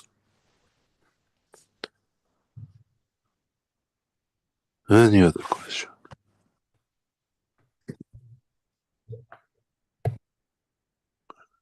We do have a question from Adam here in the chat. Mr. Keshe, there is a popular spirituality thread nowadays which claims that our human experience of the past and future actually are fake and do not exist. There is only here and now which exists, as presented to us by our consciousness, which proves we are one with everything and outside of time in eternal now. Is it true? I would like you to answer it. Did you appear suddenly out of nowhere? There was no yesterday, and a few years ago there was no mom and dad that you were created out of. If that is fake, so you are fake too. And what you do today creates a condition of what will happen tomorrow. So then, if that's true, you see, you got to understand a lot of these things going on just because these people buy a lot of time on the internet to make money out of it. So any rubbish goes. And just ask yourself a simple question. Am I here? Am I illusion? Did I have a dad? How did I get here? Do I have a brother, sister? And am I planning to go for a travel to go to Paris tomorrow or next week, and I'll be there and I'll see Paris? So is there a future? Was there no past? Then you have answered yourself.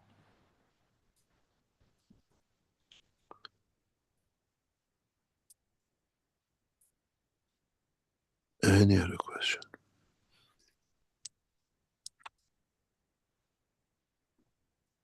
Let me call it a day. I think that's pretty much it. There was a question from Peters who said something about you said something about that you will eventually leave us and Earth.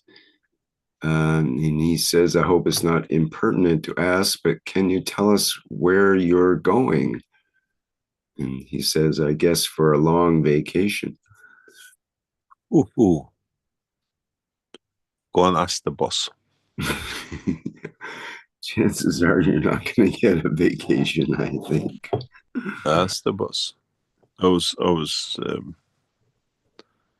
telling friends when you knowledge seekers recently, going to be 67, 68 soon, and I work much harder, much longer than when I was 30, 40. And when I was 30, 40, I thought there is no end to the world. My mother used to tell me, you think you work like 5 or 6 people, you never stop. And if my mother was here, I would say, I'm working like 1,000 people, I can't stop. There's not enough time. And there's always a reason, connection, and onwards to do. Teaching does not end with the man. This is just a cycle. And fortunately or unfortunately, I know my destination.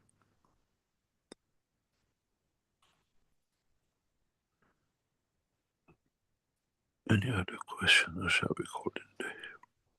I think you've done quite well. Thank you. Okay, well, and there's one little thing I'll like to share here, which is the wish from the Universal Council for today. Share my desktop is best. And they have a new wish for each day of the week.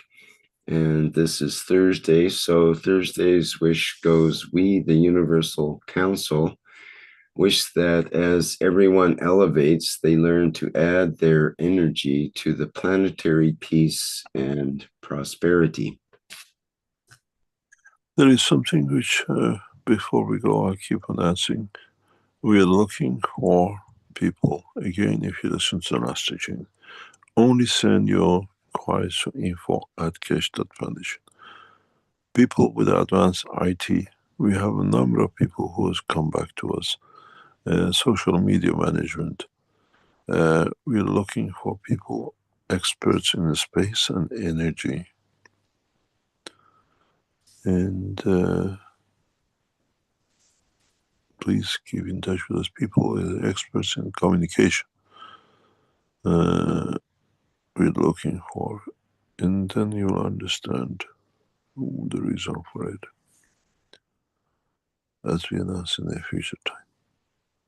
Thank you very much for today. There was one last thing, Mr. Keshe, maybe we could address, which I'm not sure if Brett wants to come forward and actually ask his question. He says, ask it, Rick, but I saw that coming up also.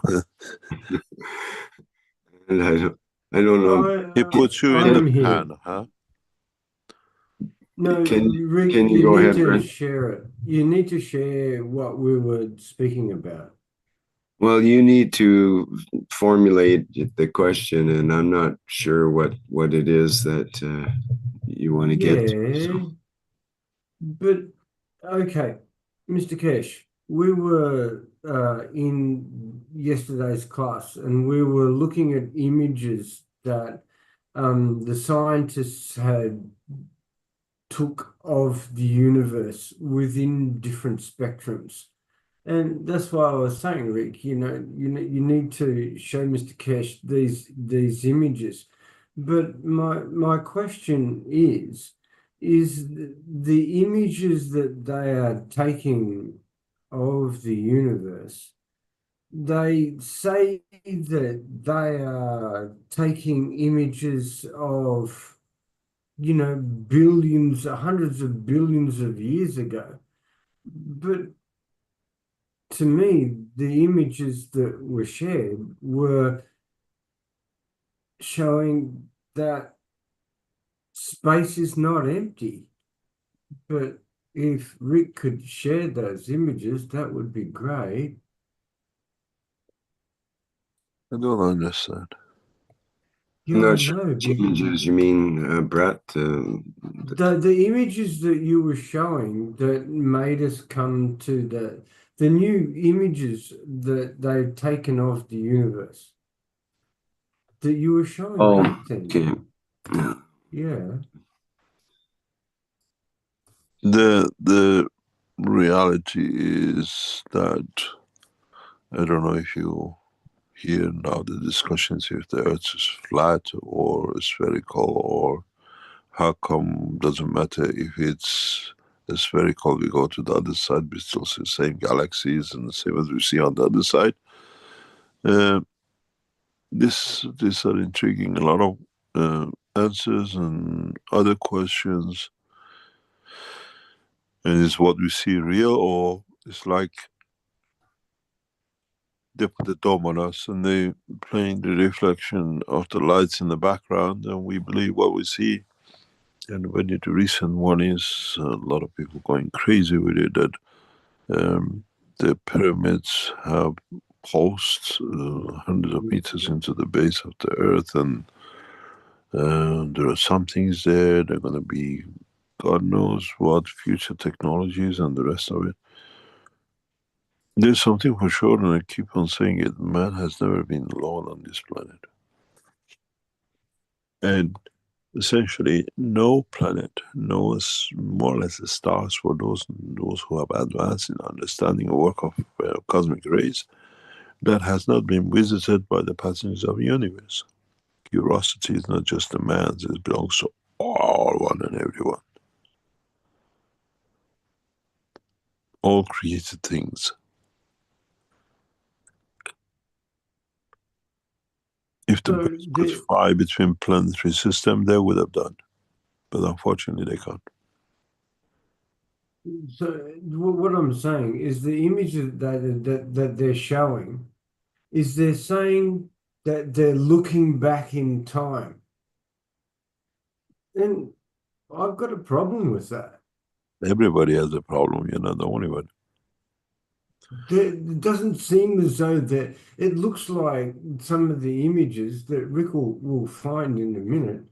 They're like pictures of space that's full of energy. And they're saying that this is looking back in time. And I have a problem with that. You don't look back into time, you look into the time as it is now. Yeah. And that's the difference. We don't. This is the theories and the structures which many scientists or people called scientists have got on a bandwagon of doing it. In the paper published, very soon published by Cosmic Ray, we literally debunk the whole concept of Big Bang. Yeah. That there was the only Big Bang happened was in the hand of the guy who invented the bang, came up with it, and the rest accepted it, and that's it. The same as the guy who came out with the fossil fuel. These are from dinosaurs because they could sell something, connect something, which now we know every single one of you can produce as much oil every day from the space. Then there must be a lot of souls of the dinosaurs in the space can convert into oil. That their physicality is not here. These are the what we call time, that a lot of things changes. This new paper comes from Cosmic Rays is one of the fundamental points on what do you call it, work of the future sciences, because we will show physically for the first time and explain physically for the first time what is cosmic, what are products of cosmic rays and cosmic products and everything else. And if we can do it, so the Big Bang theory is just big ball of rubbish. The same as when I spoke about the black holes. And we have to understand, are we looking at the matter state, or are we looking at the energy state, what we call a plasma state or cosmic ray state of creation of these plasmas. And we'll see how people's knowledge changes accordingly. So could you say then that the folks that are looking through telescopes, whether they're see the physical visual or radio telescopes, they're looking at they're limited by the speed of light, basically. They're looking at physical something that happened in the past because of the time it takes for light to travel. Yeah. But you're talking about seeing it directly, that there's no not necessarily a passage of time. It could be instantaneous, direct. We have to explain a lot of things about time and space, which man hasn't even understood yet. We have to understand what we see, is it in two-dimensional, one in dimension of energy and one dimension of physicality.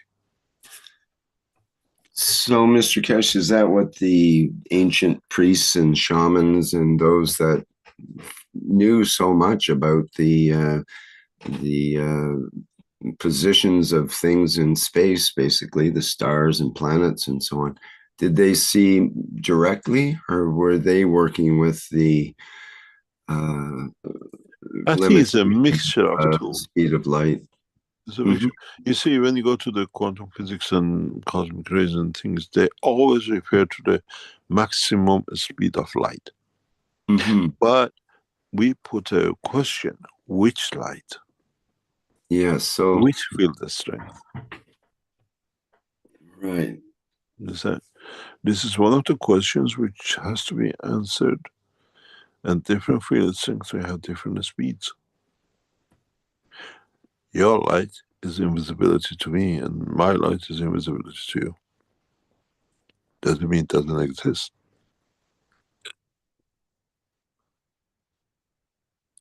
It's very fundamental to now we understand a lot of things. Just the biggest problem is this speed of light, which has been put in, which is biggest rubbish ever in the world of science, and it's caused a lot of problems. Matter state, yes, but not in the universal level. Something very funny, and go back into what we spot as the dots that, find the light of the creator. Does it take several trillion light years for the love of creator to reach you? What you see at the dot? Load of rubbish is instantaneous. God doesn't wait 3 billion years to get his light to you. And even man has changed his mind from 4.5 billion to now 13, 20, 30 billion years. Now this is the life of this universe. That's a great way to put it, actually. Yes.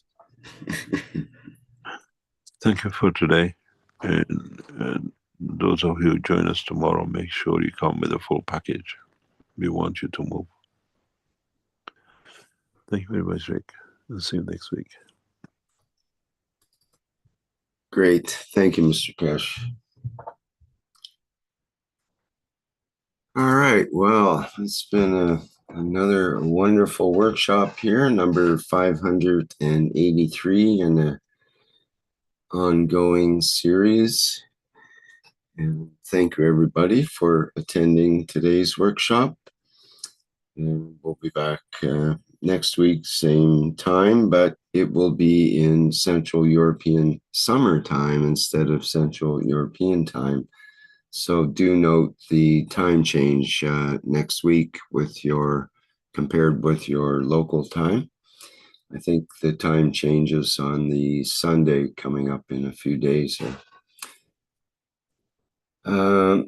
Okay, our next public teaching workshop. Let me get my...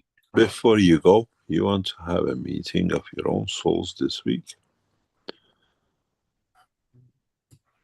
A fancy looking picture. How you lot been today? Just give me 1 second. I have to go back.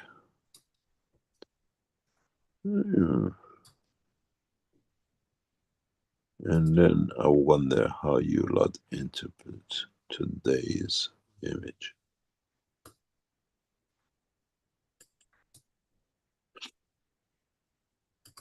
You lot been taking a lot, and your dimension of the soul of physicality and the soul of the man, well connected to the universal energy, and you're well taking it physically. If you understand it, this is where you are. You received, digested, shared, and gave to physicality. What's interesting, if you look, the energy side sits on this side, the physicality side sits on this side.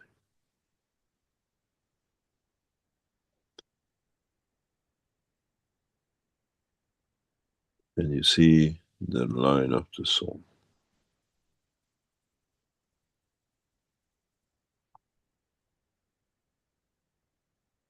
And you see the line of the soul of physicality, and how soul of physicality is feeding the physicality, and how the soul is taking from environment. Very interesting. See you next week. Thank you very much, Rick. Thank you for the added bonus there, Mr. Keshe. Yeah, it's nice to see how you are.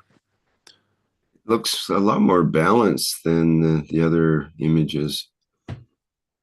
Yeah, today's teaching brought a lot of facts. You know how to wrap it, to connect it. Thank you very much. See you tomorrow. Bye for now.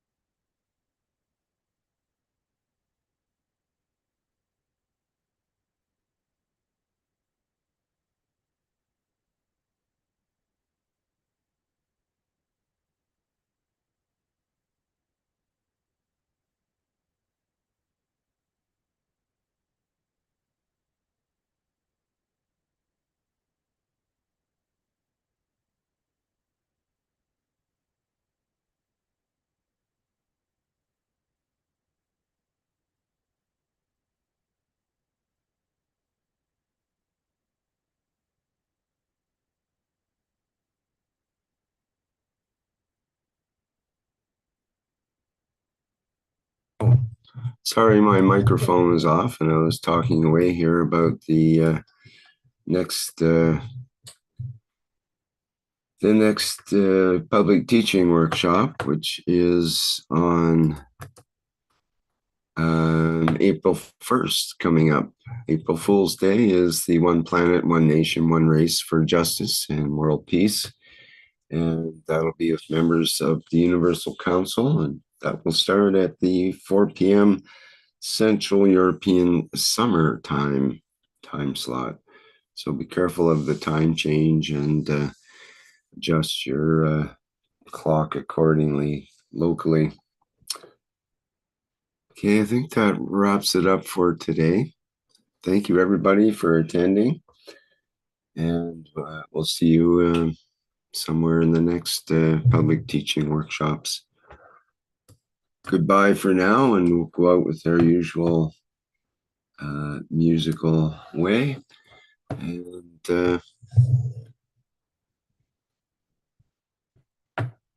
thank you all for attending.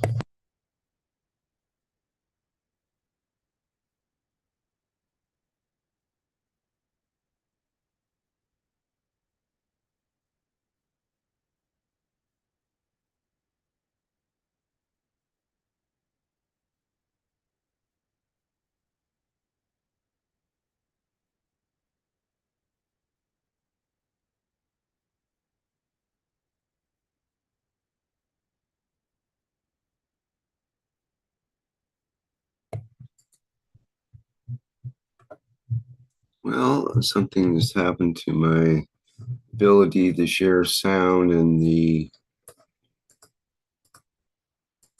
Zoom. My little gremlin has snuck in. So I'm going to try to play the video. If the sound may not come through, I'm going to just crank it up, and it'll come through my microphone if it has to. Okay, bye-bye.